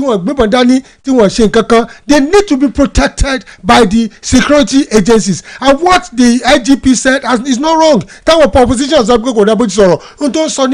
right money to protest. Right àwọn security agencies láti protect àwọn tó ń protest. But security agencies will not watch when people now turn violent. When they start destroying. Yẹ́n mẹ́tò ṣe ẹ̀lẹ́kọ̀ọ́ àwọn kan sọ ẹ̀jọ̀ ta òbí òun ló fẹ́ sọ ọmọ nù. Òbí òun ló fẹ́ sọ bàbá nù. People lost their businesses, they lost their family. Èkó ò tí get over. Ṣé BRT ò ṣe wọ́n ni? Let me tell you something that happened. Right there in Agodi. I was watching with my eyes. Àwọn ọmọ ṣe protest. Gbogbo orin tó wà lẹ́gbẹ̀ẹ́ títì lọ secretariat lọ gbogbo ẹ̀. Àwọn ọmọ yẹn bẹ̀rẹ̀ sí ní wú. Wọ́n bẹ̀rẹ̀ sí ní wú nìyẹn. Ṣé irin náà protest sí ni tẹ́ ẹ̀ ń bá infrastructure jẹ́? They are destroying infrastructures. So they are not supposed to do that. Gbogbo orin yẹn náà wú lọ. Ẹ mọ̀ dẹ̀ sọ pé gọ́ọ̀mẹ̀ntì ló ṣe mistake. After the whole brouhaha, ẹ lọ sí géètì àwọn tó ń tarin. Ibi tẹ́ bá ti rìnrìn ìjọba ẹ̀ mọ́ ẹ̀ mú wọn. Because wọ́n rán yín kẹ́ destroy property when you are protesting. Àwọn náà protest now, we no go gree. We say we don't go green now. Ali. What was this? It was peaceful. It was peaceful, right? It was peaceful and nothing happened. Nothing happened. No. Ìjà ò sí níbi tẹ́mi wá o. Ìjà ò sí lọ́dún bóyá bá a gùn. Ìjà náà ọ̀kẹ́ owó gbogbo wọn bá a ká. Máa gbọ́ ìjà ò sí níbi táwọn wà. Ali must go. Kò sí àwa peaceful àwa rọ̀ nẹ̀. Ìjà wà ẹ máa gbọ́ ohun tó ṣẹlẹ̀ ni. Máa gbé báyìí. A ní sọ pé nítorí pọ́ ọmọ mu mi, omi wá pa ọmọ lórí, àwa ní jẹ́ kọ́ ọmọ mu mi mọ́. Protest gbọ́dọ̀ wà bó ṣe máa wà ní john wọ́n máa ń ṣe wọ́n fi ẹ̀hónú wọn hàn which is very very good under the law ṣùgbọ́n eléyìí tó mú violence lọ́wọ́ la sọ pé kò dáa. Kò dáa. Ìjọba dẹ̀ gbọ́dọ̀ wọ́n náà tí òfin ni mú violence lọ́wọ́. Now eléyìí tí wọ́n ṣe lọ níjó ni wọ́n pè ní endsars. Tẹ́ bá wò gbà tí kinní yẹn bẹ̀rẹ̀ o witness ẹ̀ níbi general gas yìí kò sí wàhálà. Tèkó wọ́n ń ṣò ẹ̀ fún wa tó yẹ pé àwọn ọmọ yẹn ń ṣe indomie lójú títì wọ́n dẹ̀ help ara wọn wọ́n dẹ̀ ṣe nǹkan tó ń ṣe kó tó di wípé à ń wa kámẹ́rà kiri. Eléyìí tán fẹ́ ṣe yìí ẹ gbọ́ mi dáadáa o eléyìí tán fẹ́ ṣe yìí through grapevine ni o a gbọ́ wípé àwọn kan ti ń gbowó láti bá àwọn ọmọ yẹn jà láti dà lóru. Owó ni grapevine. Tí a lè fàlàsí pé ó wà authentic. Sọ fáwọn èèyàn wá nílé. Ṣe jẹ́ pé ní for example sin Alájọ Oriyomi tó wà authentic lórí rédíò. no ẹgbọ́n mi káṣọ tí wà provoke ẹ máa gbọ́ Alájọ Oriyomi náà mi sẹ́ ẹ máa gbọ́ speculation. ẹ má lo ọkọ mi bí tẹ́ ẹ ti ń lo wọ́n fáwọn nǹkan lóhùn ẹ lo. jílẹ̀ dá èèwọ̀ ìbánu ìbílẹ̀ náà kà sí. ẹ wo arákùnrin tó. jílẹ̀ dá ọkùnrin mọ́ náà àtàgbàkọ ní yúrò fún ibi tá a rọ lọ́wọ́. kí ló wọ́n bá dín sọ àtàgbàkọ ní ọmọ náà. ìbọn nífẹ̀ẹ́ ni ìbọn nífẹ̀ẹ́ fẹ́ lọ́wọ́ yá o. ọmọ tẹ́mi wọ́n fààyàn ni pé ṣe rí nǹkan tí eléyìí tó fẹ́ ṣe lọ́wọ́ yìí eléyìí tó fẹ́ ṣe lọ́wọ́lọ́wọ́ yìí gọ́ọ̀mẹ̀ntì ò fẹ́ kí wọ́n jáde láti ṣe. why. rísì tí gọ́ọ̀mẹ̀ntì ò sọ bẹ́ẹ̀ pé àwọn ò fẹ́ kán jáde o. wọ́n rán àwọn ọba sí wọn o wọ́n ṣe mítì pa àwọn ẹ máa gbọ́ wọ́n ṣe mítì pẹ̀lú àwọn ọba o pé kán lọ bá wọn sọ́bjẹ́tì wọn sọ̀rọ̀. ṣé ìyẹn wà proven. of course ó wà nù kínní. ìjáwọ̀ bá sọ àwọn náà sọ̀rọ̀ jáde o they talk on electricity they talk on fuel. ṣùgbọ́n bọ́n ṣe rán wọn sí wọn yẹn kò da àgbà oníwà lọ́jà lóòótọ́ kó rí ọmọ tuntun wọ́ bọ́n ṣe rán wọn sí wọn ẹ má jáde. àwọn kan tẹ́ ń béèrè fún iná fi béèrè pé àwọn wo gan ló wà ń bẹ̀ àwọn yẹn dẹ̀ dá wọn lóhùn. wípé ẹ ní ìdíkẹ́ ewu rẹ̀ mẹ́ nígbà bá dijọ́ tí wọ́n bá fẹ́ ṣe nǹkan láwọn ó ṣe. wọ́n ti mọ̀ tó wà bẹ́ẹ̀ wọ́n ti sọ̀rọ̀. ẹ bá máa gbọ́ wọ́n ti list àwọn. political parties wà ń bẹ̀ ṣẹ́gẹ́tẹ̀ mo tiẹ̀ gbọ́ wọn láwọn Àtíkù wà ń bẹ̀ mo dẹ̀ sọ́ngbà tí mo gbọ́ mo ń sọ fẹ́ nìkan mo ní à kò yẹ kí àwọn Àtíkù wà ń bẹ̀ ó ní à ṣé ẹ̀sìn láyé ní 2012 ni all of them àwọn Buhari wà ń bẹ̀ ń bàtà kọ́kọ́ gbogbo Ṣóyínká wà ń bẹ̀ English ni wọ́n ń sọ àwọn Wàsíù was it violent. ní tí mo sọnù wípé ìgbà tí irú wọn wà bẹ̀ wọ́n ní irú wọn ó jẹ́ kó wà peaceful ẹ wo ti ensas tó ṣe ẹ̀ka lẹ́lẹ́rí tó jẹ́ èèyàn pàtàkì tó jẹ́ elder statement tó wà láàrin wọn gbà ẹ rí i pé youthful exuberance ni wọ́n fi ṣe nǹkan tán ṣe gbà. Was that why that turned bloody? honestly wọ́n ní sírò àwọn àgbàlagbà náà kì í ṣe ẹnìkan ò kì í ṣe ẹnìkan ìgbà tó yá ni wọ́n ti ọwọ́ ìjọba bọ̀. ọwọ́ ìjọba bọ̀ ẹ bá sọ lórí káwọn sọ́jà lọ sẹ́kọ̀ọ́. gbàgbé tó violent ẹ jẹ́ sọ yín kọ̀ọ̀kan ẹ jẹ́ mo fẹ́ correct something. he said something. let me correct something. ó sọ pé ìjọba wọn ò fẹ́ kí wọ́n ṣe ni wọ́n fi pa àwọn lọ́balọ́ba. ìjọba wo náà ni ó fẹ́ káwọn èèyàn ṣe protest even táwọn workers bá fẹ́ strike ìjọba náà máa negotiate there is nothing bad in negotiation in dialogue in conversation kò sí tó bad bẹ́ẹ̀ ṣé president ó wà lajúlẹ̀ lọ́dẹ̀ ní kí wọ́n ṣe dialogue tí dialogue bá dé work wọ́n make sure pé wọ́n gbọ́dọ̀ ṣe everything possible láti rí pé it doesn't turn violent. mo agree. So honest speaker. Yeah. Let's not go even into the past. Let's come to the recent times. The EndSARS. Yes, the EndSARS protest, right, of 2020, yeah. Was led by? Nobody. Okay. The common man. It's just a galvanization of young people from all walks of life, even some elderly as well, also joining in there. That protest was because there is no one who is even leading the charge. People just continue to gather themselves. The people in Ibadan did it, Lagos did it, and all of that. But I'm saying this again. ọwọ́ ìjọba padà wá wà ń bẹ kí ló fà tá à ń fi wá kámẹ́rà kiri ká wá káwọ́ sẹ́yìn báyìí. tí ì ṣe pé wọ́n gbé. Ọbagun before ọwọ́ ìjọba ti ẹ̀ sì sìn. Honourable Speaker, we saw that protest. We were part of it. In your state. I was, at the very least. Yes, I was. It was peaceful. But it turned bloody. Let's ask the very frank question. Who brought in the military? Who brought in the armed forces? And then let me say this. There is something called the Force Order 237. The Police Force Order 237, which is the legal framework under which the Nigerian police force must abide by in their use of firearms. Order 237. Yes, First Order 237. It is just about 8 paragraphs thereabout. And there are some key points there. It says, if you have, in a case where you have a protest, the police must ensure that more than 12 people have been riotously assembled. Underline what you riotously assembled before a certain period of time. Before a reasonable period of time, right? Before the police cannot use firearm of any kind. Also, it says that in the case of a protest, what the police has to do is single out the leader of that mob. The leader of that mob and target them. And in no case should you target beyond the knee. This is a legal framework governing the use of firearms. Beyond the knee. It has to be below the knee. So that means that it wasn't to kill. It was to disarm. Do you get my point now? So it has to be below the knee.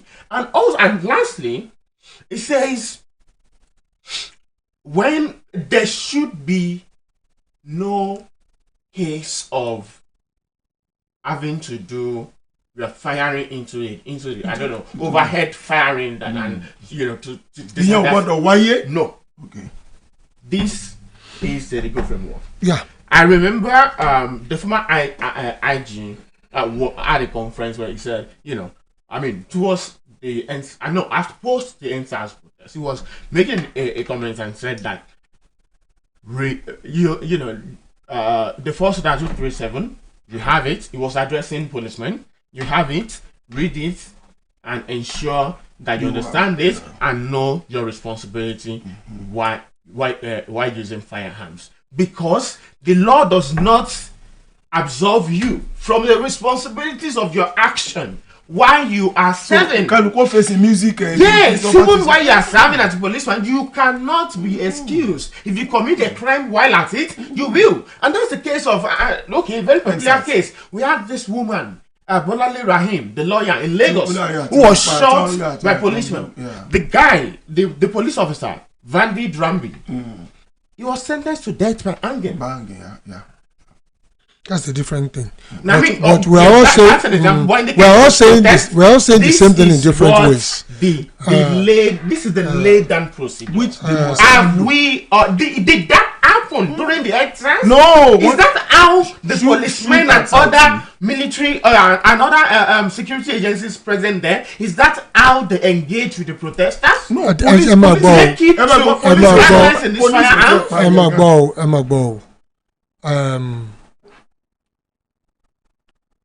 ọ̀rọ̀ sunukun ojú sunukun ni o bí fundamental right wà kéèyàn ṣe peaceful protest bẹ́ẹ̀ náà ló wà pé téèyàn bá tán rioters wà téèyàn sọ̀rọ̀ reasonable time. riotously assembled.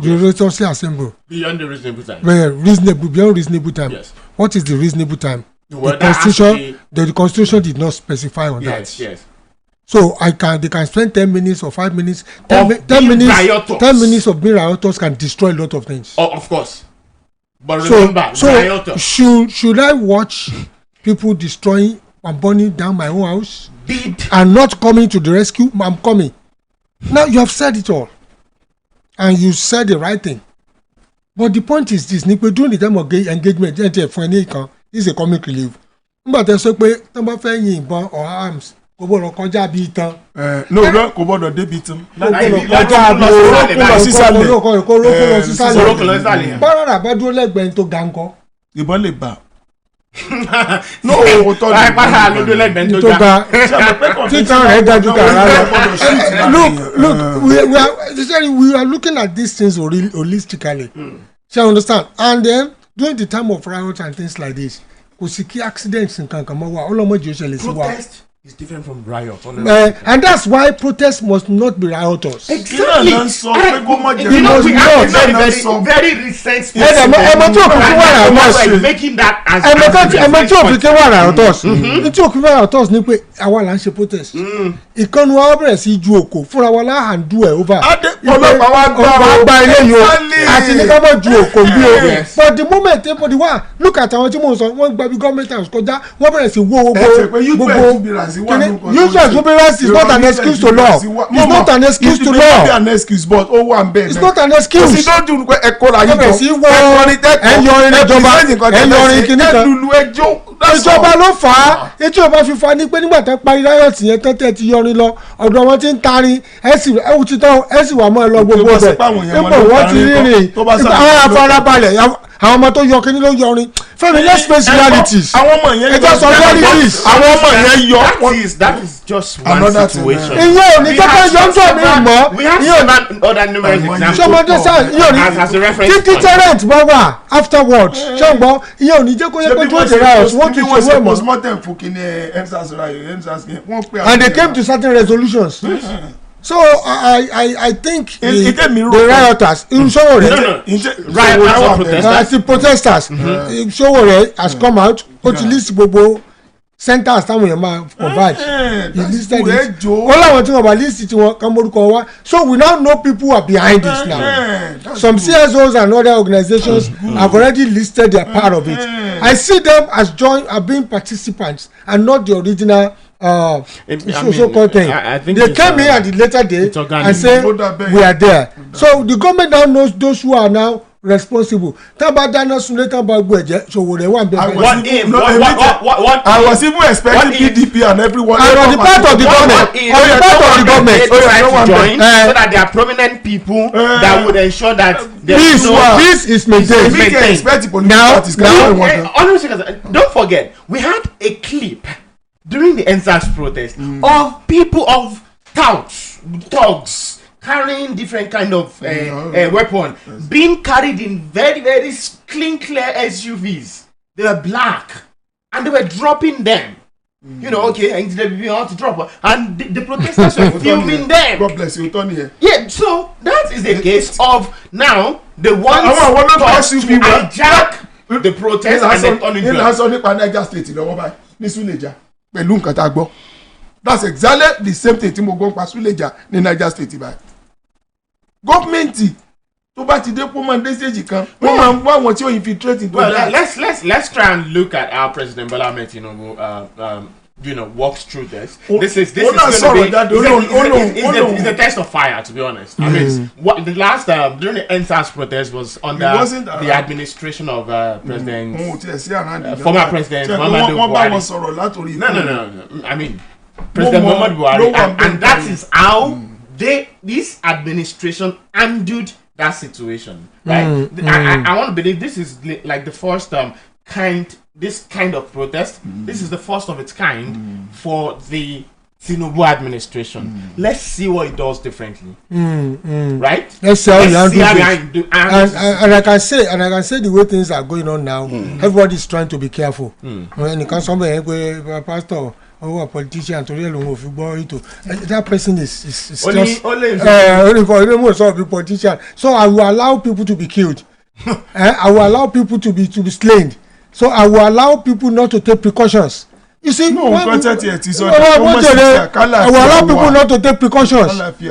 So people just like then what I want to say, they should warn security agencies. Security agency that we do lọ́sàn gari to jagun ẹ̀mí pálí ẹnu mọ́tò bring your phone. Ṣé o ṣe nǹkan àfúrá ni? Èmi receive kò ní bring my phone. Ẹ ti rí pé àwọn ẹgbẹ́ wa ṣẹ̀ṣẹ̀ ni ó ti mutí yó ni. So come on, go and ọ̀mùtí security agency jáde lọ́wọ́ protesters. Òsì tó ṣe fẹ́ because wọ́n farabalẹ̀ Fẹ́mi adára wa mọ́. Well, it's true ṣá. Àpò wọn máa kó pẹlẹbẹ. Mo wà ní police station kan tí wọ́n fẹ́ jáde I went there tí ọ̀gá wọn bẹ̀rẹ̀ sọ pé ẹ má mọ̀ ọmọkùnrin jáde kó má dára bò mí lọ́rùn. Don't take this man out. Return him back. Ẹ ṣe ọmọ tẹ fẹ́ gbé bọ̀ fún rẹ̀. I was there. Okay. And I give kudos to that ọ̀gá. Ẹ fẹ́ gbọ́n fọ̀fẹ́ lè kọ́. Ẹ gbà fọ́ lọ́wọ́ ẹ̀. Ẹ má jẹ́ kí lè dára bò mí lọ́rùn. No. Ó ní ibi iṣẹ́ tó ń máa gbọ́. Everybody has a job. In broadcasting, for example, tó bá lè cast the news, ó lè ṣe program. Tó bá lè ṣe program, ṣé o gbọ́n tí wọ́n produce. ó lè ṣe produce. Tó o produce, ó lè di script writer. Ó lè wá kọ́ script. Máa gbọ́ tí mò ń sọ fẹ́ mi. There's ways to ensure that you turn people to become value addition products. So rẹ tó fẹ́ ló jẹ́ kí ní assets not liability except tó bá ti di liability lókù. So ẹ mọ̀ kó àwọn ọlọ́pàá mutimuti jáde. And then I'm even looking at the fact that it is expected that the policeman would be perhaps would be with the protesters right at the onset. kẹjọ máa kọ́ mú kóńdó nìkan lọ́wọ́. So when they see unscrupulous agbébọn lọ́wọ́. tó bá tán balẹ̀ lẹ́ máa rí tó máa mú shield náà gbogbo ẹ̀ láti protect. Yes. So such that when they see that mo ní pé àwọn ọmọ ṣé ó yẹ kẹ́yìn náà encourage àwọn ọmọ kan mú gbó. ẹ̀gbọ́n ẹni tí mò ń sọ ni mo níṣẹ́ pé ọ̀pọ̀lọpọ̀ àwọn ọmọ. sọ yẹ kó rí bẹ́ẹ̀ bá wọn sọ síbẹ̀ bá ń bá wọn sọ̀rọ̀ ń bí ni bá wọn sọ náà. ṣẹ́rí expectation tèmi ni. Expect àwọn ọmọ onígbó. Dress well. So if the security agencies are with them. Dress well. ẹ sì máa sọ Yorùbá tẹ̀ mọ̀ pé ẹni tá à ń fẹ́ language tó bá wù ọ́ náà lè sọ. language tó bá wù ọ́ náà lè sọ. The police they can say any language they like. The protesters ẹ rí pé ká tó bẹ̀rẹ̀ ọ̀rọ̀ yìí láti kí àwọn protesters kan mọ́ bínú láwọn tó fẹ́ jáde àwọn ọ̀rọ̀ kan lè wà tí a lè sọ tí àwọn lè kí pé ó yẹ ká sọ bẹ́ẹ̀ but the guidelines the framework governing our own work here that's see it is the protesters have to be responsible. The police officers also have to be responsible and again ensure that the protest actually does not turn the other way around and how would they achieve that? By ensuring that they are within the perimeters of these protesters, and if they're able to spot people who might want to hijack the protest from them, so they'll be able to crush that. Protest irú Ìbàdàn sìn àmọ́ ibi tó fẹ́ converge sí ó dẹ̀ kí wọ́n ti sọ ibi ìlà dúró sí o tábà ti rẹ́ lòmí outside èyí ọlọ́pàá àwọn tó wà ń bẹ wọn sínú àwọn tí wọn. no. ó yẹ kó níbi. national protest ní. ṣe ẹ máa gbọ́ mi comrade gbogbo àwọn tó ń pè ẹdúró bí ẹ wọ́n ń ṣeré pa ni. national protest ní. ẹlòmíì àwọn kankan lè jókòó níwájú ilé wọn kankan jókòó níwájú ilé wọn. wọ́n protest. kọ́dẹ̀ máa sọ pé àwọn náà protest o. so just to show. pé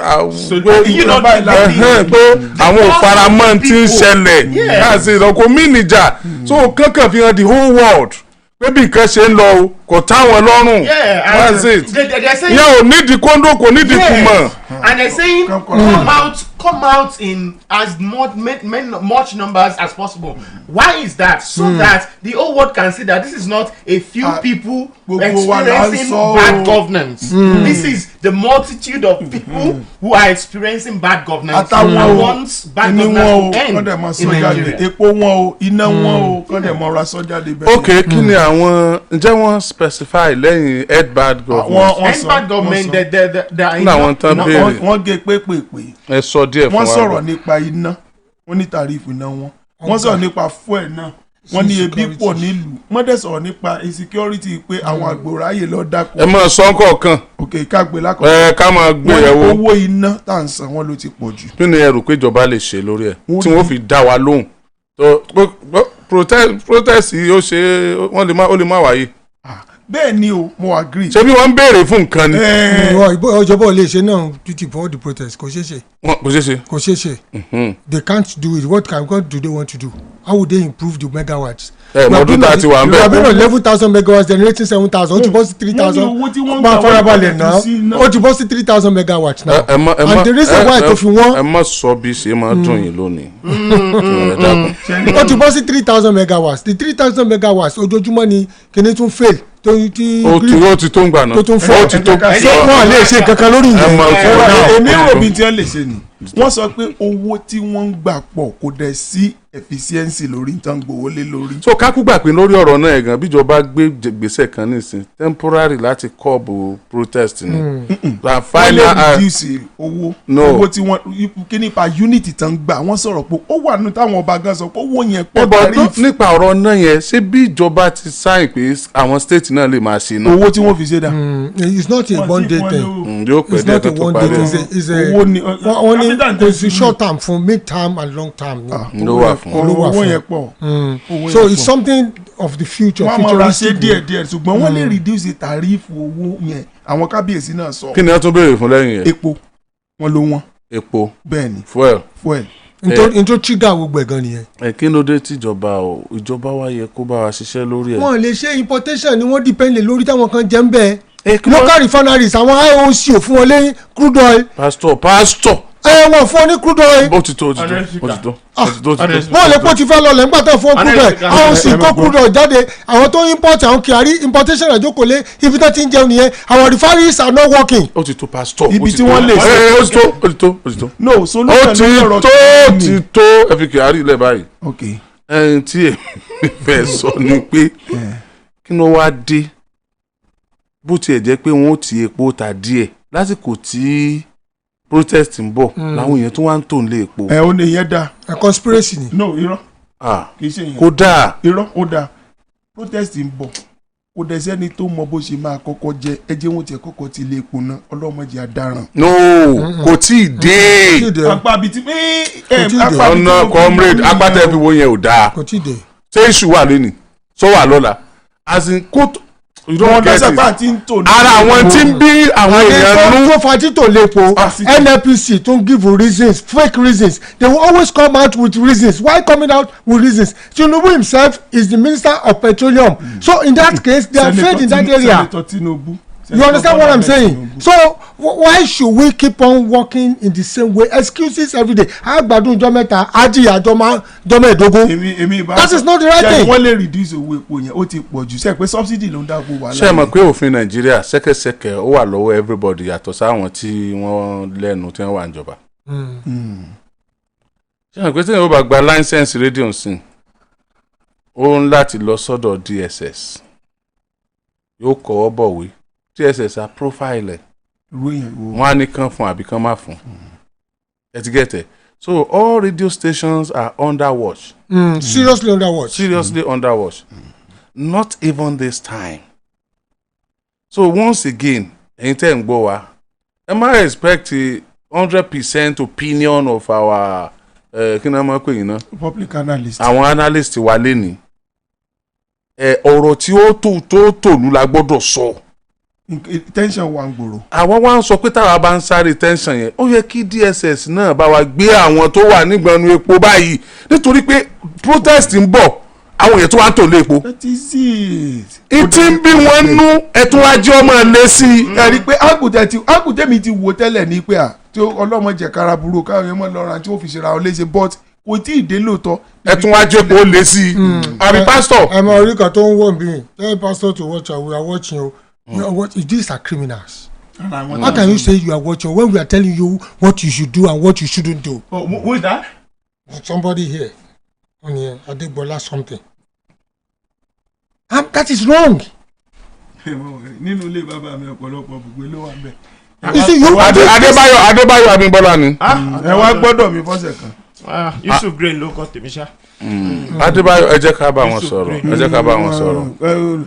ẹ bá ń sọ lọ́wọ́ ń bì kò gbọ́dọ̀ dà lóru ní tó gbọ́dọ̀ tó lù ṣe ni and therefore opinion for example ọ̀rọ̀ tẹ̀sán mo like níjọ́ ni tí mo sọ̀rọ̀ bíi mo ní kí ni iṣẹ́ ìjọba ẹ̀kọ́ sọ àwọn agbọ́jọ rẹ̀ wọ́n láwọn kan ti kóra wọn jọ Ṣàngó wípé comrade Ọbàgùn ló wà ń bẹ̀ mo lè fi hàn lórí sẹ́ẹ̀tì mi tẹ́nìyẹn ní kí n gbọ́ ogun nǹkan tó ó nígbà mo wá wájọ kejì mi òkùnkùn mẹ́mẹ́ kan sọ pé nígbà tí gómìnà bá pẹ̀tù sí wọn lọ́kàn ẹjẹ́ àjọgbà ó lóun àlọ́bọ̀ pé ẹni jẹ́ ìsọsí àti gbọ́n tó sọ sí pé oníjọba ti pẹ̀tù sí ẹ lọ́kàn ọkàn wa wálẹ̀. bẹ́ẹ̀ dẹ̀ ni ẹ mọ̀ pé nínú bí ṣe ń ṣe mí lèmi ṣe gbé jáde so therefore ọ̀rọ̀ tí ó fa wàhálà jáde èèyàn ò lè sọ̀rọ̀ ló máa ń fa obì jáde obì kan ní obì ò nídìí mọ́ owó tí ó mọ owó jáde lápò. torí pé ọ̀pọ̀lọpọ̀ gbà tá a bá ń ṣètò ń bí tá a bá ń rẹ́rìn tá a mú ọ̀rọ̀ ẹ̀rín wá àmọ́ tá a ń ṣe o a fẹ́ kó máa gbóná ju bó ṣe yẹ kó gbóná lọ ni o wọn náà bá máa yẹn sọ̀rọ̀ bẹ́ẹ̀ jẹ́mi ó bá Mr. Abimbola Adebayo Abimbola kọ́ Mr. Abimbola ni Mr. ló kọ wọn ẹ̀sọ́ náà ni Adebayo Abimbola ẹ jẹ́ n bá wọn sọ̀rọ̀ ọ̀rọ̀ tí è sọ̀rọ̀ fámìlì yín tí è sọ̀rọ̀ ìdílé yín ṣe di tẹ́ ẹ fẹ́ gbèrú ṣé ẹ mọ̀ dáràn ọlọ́ràn ẹ jọ̀ọ́ no ẹ mọ̀ dáràn ọlọ́ràn yes na ọ̀rọ̀ gbogbo wa ni ọ̀rọ̀ gbogbo Nàìjíríà ni níta personalize ẹ̀ sẹ́mi ọ̀kan pásítọ̀ ni ṣé n tẹ́ ẹ̀rọ àkí pásítọ̀ rà ni ṣé n tẹ́ ẹ̀rọ àkí mi rà ni ẹ̀yin gan tẹ́ ẹ̀ sọ̀rọ̀ yìí ó lè má mú mi lára yín tó àwa wàá sọ fún yín pé ìtẹnu wa gbà kò ní tí ń sẹ́ndì lójoojúmọ́. lórí ẹ̀rọ ayélujára ìlà ń sọ ẹ̀ wá ń pé pásítọ̀ sọ kínní kan ẹ̀ mọ́ tán pé ní analysis ni on radio. ó lé o. àwa ò gbọ́dọ̀ wà lójú kan ibo la tọ́ọ̀chì sí ṣé wọ́n sọ̀rọ̀ ìjọba pásítọ̀ ìkọ́ ni mò ń bẹ̀ kí wọ́n ṣe sùúrù ní ìsìn kí ló dé why you behaving like this no be childish ẹ ní dẹ ẹja kò mbẹ ntọ́ wà nílẹ̀ ju. ẹ ní dẹ o. ṣe pé tí anger bá pọ̀ sometimes we override the reason these people are very angry about what is happening in the country. gbogbo wa nínú bí náà. so wọn fẹ́ gbọ́ anybody tí ẹ sọ kínní. ẹ jẹ́ kémi wá fún ọlọ́run jẹ́ sọ àbúrò mi o. ẹ jẹ́ kémi wá fún ẹ má fi etí Ìbàdàn gbọ́n tá à ń sọ. etí Ìbàdàn bò. ẹ má fetí Ọ̀ṣun gbọ́ ẹ má fetí Ọ̀ṣun gbọ́ bó ṣe rí gẹ́lẹ́ nu etí ẹ má fetí Ọ̀ṣun gbọ́. gbogbo yẹn sì mọ̀ pé yẹn dáadáa ní alọ́sùn. ọ̀rẹ́ ṣe kàṣà doctor. nọ́ọ̀sì.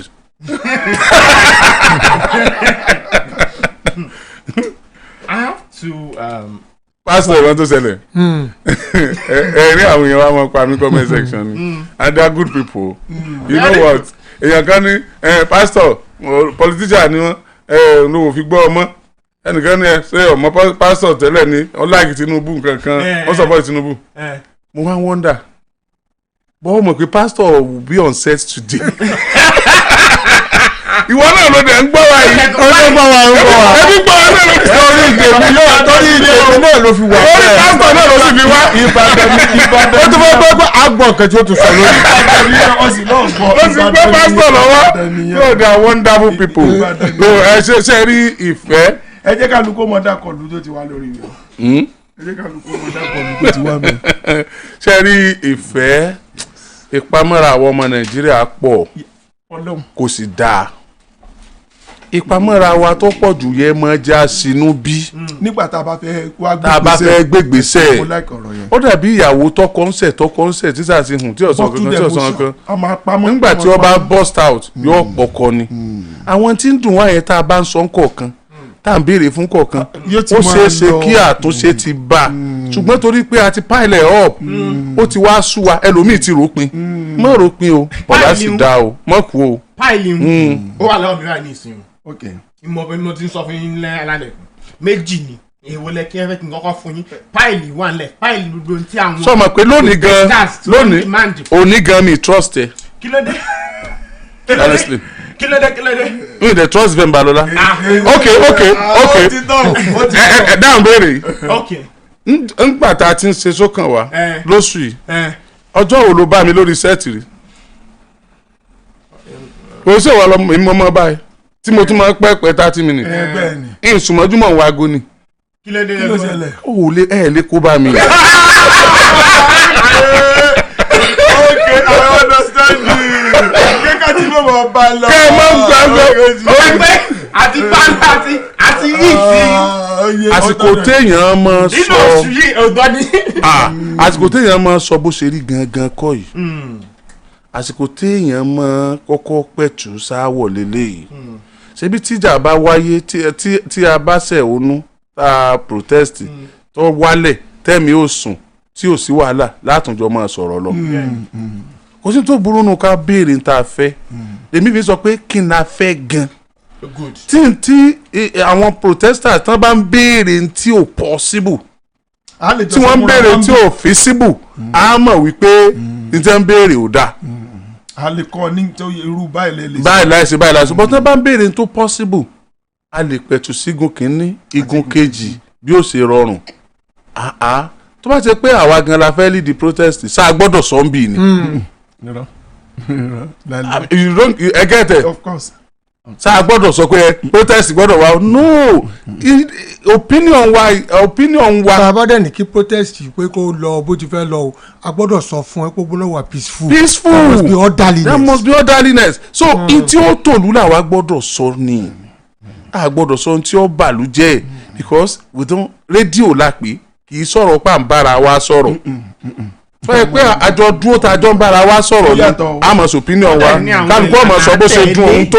kì í ṣe pé kò wá ká sọ bíi nígbà tá a bá ríra wa o àmọ́ nítorí àwọn ìlànà tá a tẹ̀lé. organize kìíní sorry objectivity we look at issue from different angles. I'm ensure pé kò wà ní one side. If you are on the side of the people alone and not trying to let them know what's wrong, what is wrong, it's unfair to the people. Even jẹ́ tó sọ fún ọ kì í sọ orí rédíò nìkan wẹ̀ dákun o tẹ́ ẹ bá ń bá yẹn sọ̀rọ̀ láàrin ọjà àbí newspaper stand tẹ̀tìmárágíù àbí ọlọ́bọ̀rẹ́ rẹ ọ̀rẹ́ kẹta ọ̀rẹ́ tuntun wà ń bẹ̀ tó mọ̀ beware of what you say don't fuel the crisis quench it don't fuel the crisis because ọlọ́run ṣàánú wa o.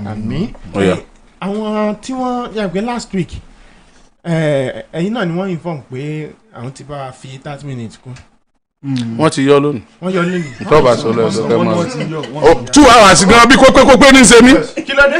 ìwọ lọ́mọ. wọ́n ti sọ àti ẹ̀ka mọ̀ bá sọ̀rọ̀ ọ̀pọ̀ jù. pépà mẹ́rin la kó lọ́wọ́ báyìí. ẹ tẹ́ bá ní ọ̀kà ẹ máa lọ. ẹ̀ ń tí sọ̀gbọ̀n kan tójú ọjà. onígbà bọ́ bá kò so.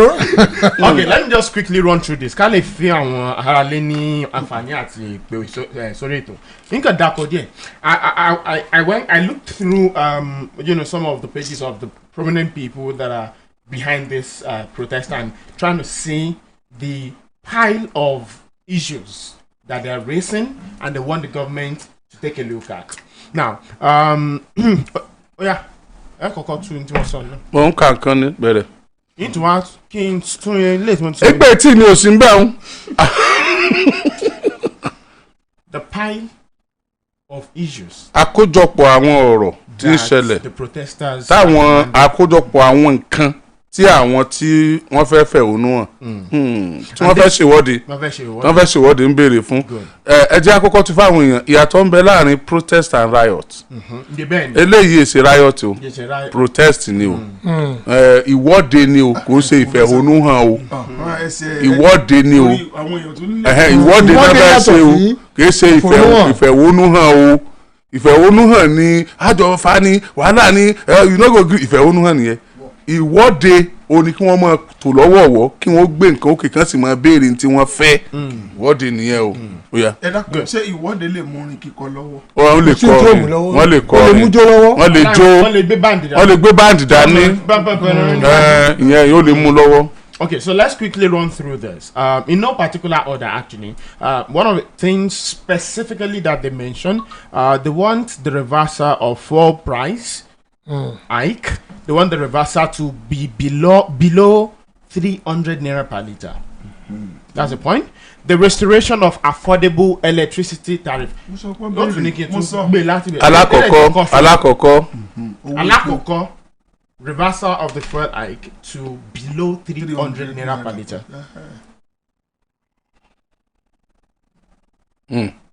Of a reverse.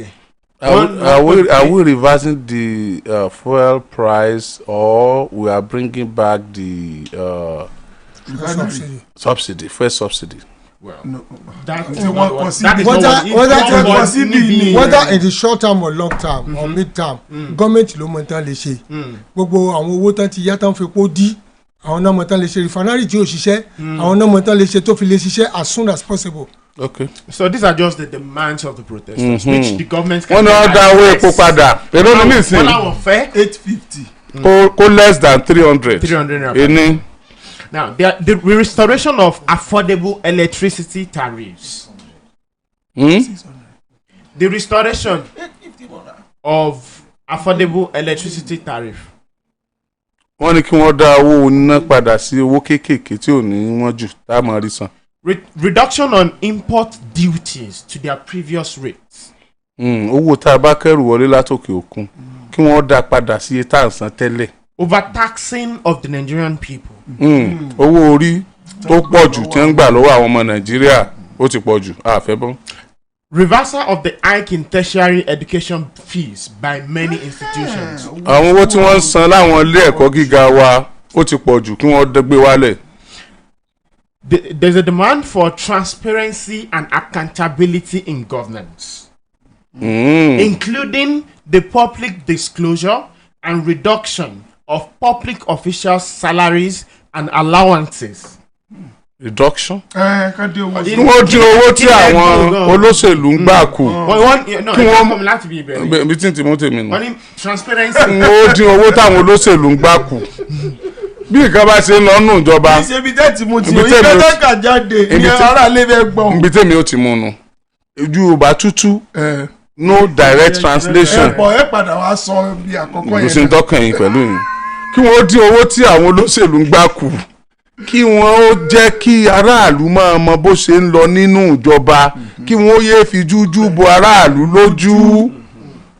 And well, before lastly. fún oúnjẹ tí ìsọ oúnjẹ ń bẹ o. hunger so food sustainability. oúnjẹ iṣu wọn ẹ̀wà wọn 1,000 ní kóńgò ẹ̀wà olóyin kìnìún nìkan ló wálẹ̀ ní ìsìn gàrí ti wálẹ̀. wọ́n ní oúnjẹ wọn cost of living crisis. wọ́n ní wọ́n láyé ọ̀dẹ̀rùn fáwọn èèyàn fáwọn ọmọ nàìjíríà mọ́ ní gbogbo ọ̀nà. pàápàá jùlọ oúnjẹ yẹn pàtàkì ni. ọ̀dà àtóúnjẹ kódà àtómi kódà àtilé tí wọ́n ń gbé àtàṣọ tí wọ́n ń wọ̀ àwọn tí wọ́n ń béèrè fún un. wọ́n ní níta ná lórí àti máa get irú àwọn ó ti pọ̀ jù that's the cost of living crisis. And lastly electoral reform and the autonomy of the Independent National Electoral Commission. Yes. wọ́n ní kí wọ́n ṣe àtúntò ètò ìdìbò orílẹ̀-èdè nàìjíríà kí àwọn tó sì ń bá wa dìbò china kí wọ́n jẹ́ kí wọ́n di àwọn tí wọ́n dá dúró tí wọ́n lómìnira ara wọn. ẹ jẹ́ kí n rántí write up tí ṣé Peroki ló kọ Professor Peroki ó ní how independent. Is he a professor now? He's a professor. Peroki is a professor now. How independent is independent electoral commission? ó ń sọ èyí ń sọ pé ẹni yẹn ti di professor báyìí. He's a professor ẹnu àwọn nídọ̀ èmi ó ti di prof. Okay. He's a professor now. Peroki ó ti di. Now. Okay. The other one that I want to highlight is, see, the wording language of the government can actually be assessed through so many. bó ṣe látọ̀dọ̀ àwọn ẹ̀sìn wọn. ọ̀rọ̀ tó ń sọ jáde nǹkan lélẹ̀ Báyọ̀ Nànúgà àti àwọn tí ò núgà. Someone spoke and the person is the minister of the Federal Capital Territory, FCT Abuja. Yes, Wike. And I quote, he said, "Don't go and follow these armed robbers." Yes. Don't go and follow these follow these armed robbers on the road who said they want to protest. àwọn ọ̀rọ̀ tó lè bá àwọn èèyàn nú ló ń ká yẹn. ọmọ kàrún kọ bẹ́ẹ̀ yẹn wọ́n kà mọ́ kí n tó kà tán. We are willing to give you wọ́n kà mọ́ ṣó ti kà tán. ẹ fọ̀rọ̀ balẹ̀ ṣó ti kà tán. ṣó ti kà tán. náà mákàlá yẹn jábọ̀. wọ́n ní Abuja will not be part of it. What you want is good governance and we are giving you good governance. ẹjọ choice of words. It's very important. ẹ condemn statement yẹn kẹ́ẹ̀dẹ̀ ẹ̀rọ àwọn tí ó fẹ́ protest ọmọ àbúrò yẹn. Do you know what you are doing? No ẹmọ tó ṣẹlẹ̀. Let me come up with that. Wike has already known he's a bad manager of words. High reckless. Very bad manager of words. The recklessness in the choice of his words will ignite and infuriate these protesters the more. When you call them, armed robbers. Sherry tí àgbàlagbà bá wà àìsọ̀rọ̀ tí ó kò bá lù ú. tí ó bàlù jẹ́. tàbí tí ó mú ìpànìyàn wá. àbọ̀rọ̀ tí ó fa tí ó ru ìbínú sókè. lẹ́yìn náà wàá sọ yìí wàá rọ̀gì ẹni tá àgbàlagbà bá sàgbàlagbà. ẹ farabalẹ̀. ìjọba ọmọ 20 years wọn àgbà kì í sọ pé ó ní ipò àgbà náà wà yẹn. that's what we are saying. ọ̀dà sáwọn nìkan wọ́n sọ̀rọ̀ tá a fi ka ọ̀rọ̀ wọn torí pé wọ́n wà nípò. ó lè wà nípò kó wá mọ̀ sẹ́ pé armed robbers làwọn tó wà ní títì no ọ̀rọ̀ yẹn ò dáa rárá it's not kò wọ́pọ̀ ọ̀rọ̀ yẹn ò dáa kò dẹ̀ yẹ kán máa sọ̀rọ̀ ẹ̀ because these people outside that are protesting. They are not even outside yet. They have a reason. They are not even outside yet. They have a reason for the protest. Reason yẹn la ṣe ń túwò tá à ń sọ bó ti yẹ kán ṣe àtọ̀nà tí wọ́n gbégbà tí òfin ní mú pànìyàn dání. Tẹ́ bá sọ pé rọ́bà ni wọ́n. You see, when you call people robbers and want to do the right thing, àwọn tí inú bí àwọn tí inú wọn dùn àwọn tẹ̀ ti fìyà jẹ. Wọ́n kàn bínú sódì ní. Wíkẹ́ lérò pé àwọn ti ṣe the best. Ẹ máa gbọ́ pé lẹ́yìn gbogbo náà ṣe tó yí ẹni wá ṣe nǹkan báyìí pẹ̀pẹ́ protest. Wíkẹ́ ò bá wọn ẹja gbà pé Wíkẹ́ kàn sọ̀rọ̀ sílẹ̀ lásán. Wọn ò bá wọn protesters. Àbọ̀rọ̀ Rivers náà sọ ni bóyá ọ̀rọ̀ ẹ̀ wọ́n lè san àwọn àti fún. Wọn ò bá wọn protesters wí. Ó dà pé àwọn àti fún bára ọ̀rọ̀. Bẹ́ẹ̀ àwọn tó bá anyway ọ̀rọ̀ pọ̀ tá a lè sọ tí ó bá lórí rédíò. Torí àwọn lérò yìí pé àwọn ti ṣe best wọ́n wá wò pé pẹ̀lú bó ti jẹ́. Ọlọ́run sábà wa gbé ní ìwà kó sì lọ lẹ́rọ̀ kíákíá ẹjẹ́ á máa lọ lé. Ẹ̀wọ̀n tó máa ń sọ fún mi when you are angry the first thing that comes to your mind is the wrong thing. So wọ́n wulẹ̀ sọ̀rọ̀ ń gbà kéèyàn. Àti wàá mú sùúrù wàá wò pé what can I do ṣẹ́ǹgbọ́n to suppress this anger. Let me tell you something. Our languages ọ̀rọ̀ tẹ́lómi bá ń sọ, a máa turn àwọn èèyàn to be rebel and to act in the wrong manner. The honourable speaker. Ṣé bí àjọgbájọ́ lọ́jà ni àbí mi ló ra nǹkan lọ́jà? Ẹ fi pé àwọn tó ń ṣèjọba pẹ̀lú Tinubu yìí they are too free to say anything they want. Kíjọba bá wa bá wọn sọ̀rọ̀. Wọ́n free. Wọ́n they are not free. They are reckless. Kán máa ma ọ̀rọ̀ tí wọ́n sọ. Bó bá ṣe ṣe gangan wá spokesperson tí ó máa sọ̀rọ̀. Because spokesperson náà ni wọ́n. Ẹ dákun ṣé DSS ò kì í invite àwọn tó bá wà nípò tí wọ́n bá sọ̀rọ̀ tó lè dà lóru ni. Diplomatic immunity is on them. Wọ́n lè. Diplomatic invitation náà wọ́n fún wọn. They have to be out of government first. No. By way of invitation pé ẹ jẹ́ ká bí ọ̀gá wa. No, arrest wọn. I'm not talking of the arrest. They can even visit them in the office. In the office. What to say? They would say that what they're saying is a reflection of what Mr. President says. So, but Mr. President can never say that. We know him. So in that case, Mr. President will not continue to he cannot say those things. We've had so many unnuanced statements from people in this government. Ṣé pé ọmọ odó ló ń kóyà jẹ. Bàbá rẹ̀ àti ìyá rẹ̀. So kí odó gangan fún wa sọ pé. But Wike mọ̀ ló fẹ́ sàrẹ́jọ ni. Bí o ti mọ sọ̀rọ̀ náà. Bí wàá bá ètò dé lónìí láti mọ dágbére ni. So àníjà wà láti sọ̀rọ̀. Ẹ rí i pé àwọn gómìnà kan wà gan tí wọ́n ní kán mọ̀ sọ̀rọ̀ jáde pé kán jẹ́ kí àwọn èèyàn wọn máa sọ̀rọ̀ jáde. Ìyàwó wà bẹ́ẹ̀ gbà tí wọ́n rí i pé ọ̀rọ̀ tí ẹlòmíì ò sọ ó lè fẹ́ dá wa lálẹ́. Ní òkò ṣe pọ́rọ̀ tẹ́lómi ò sọ nítorí rò ní pé ọ̀pọ̀lọpọ̀ mọ̀rọ̀ sọ nọ́tọ̀rọ̀ tẹ́lómi ò sọ ọ̀pọ̀lọpọ̀ mọ̀rọ̀ sọ. They are reckless. They don't understand the meaning of words. They don't. Bọ́dì kan lè yẹn náà fi ń sọ̀rọ̀. Ọ̀rọ̀ bọ́dì mi tóbi. Kò dé ṣe pé pò nìkan lè yẹn fi ń sọ̀rọ̀. Èèyàn lè wà nípò kó mọ́ ọ̀rọ̀ sọ. Àmọ́ àwọn bàbá tí èèmọ́ létò.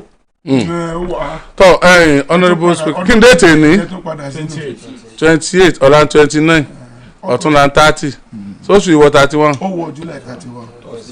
Thursday August 1.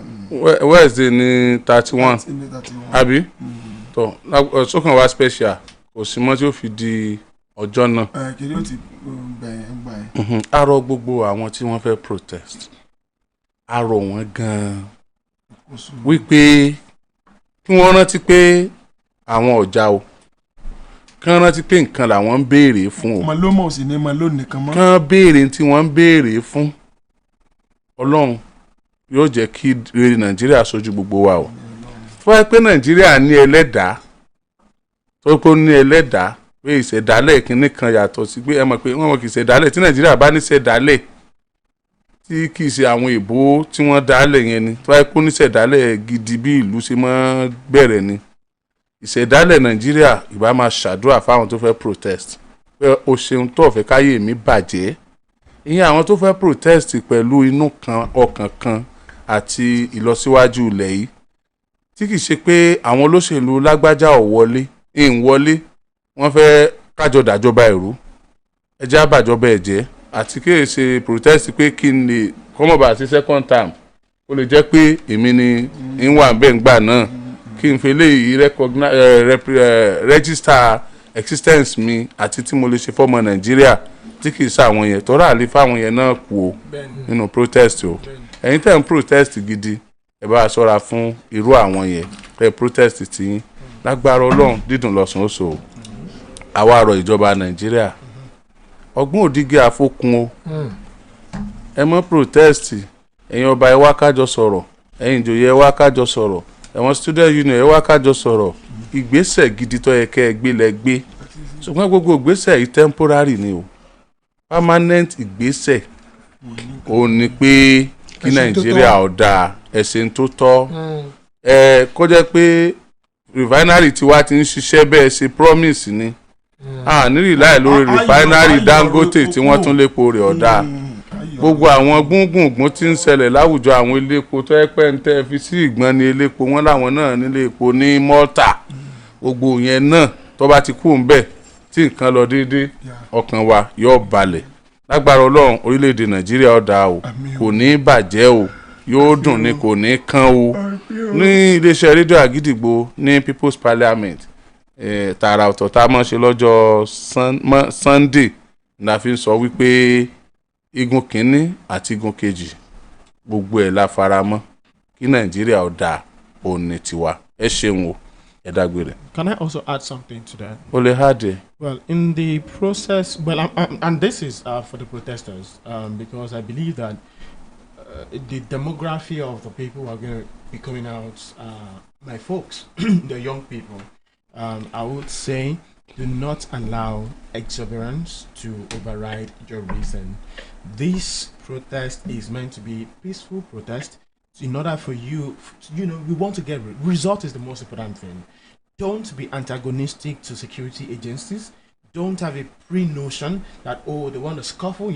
As a matter of fact, if you see bad elements who wants to somewhat hijack the protest from you, report them yourself to the security agencies that are around.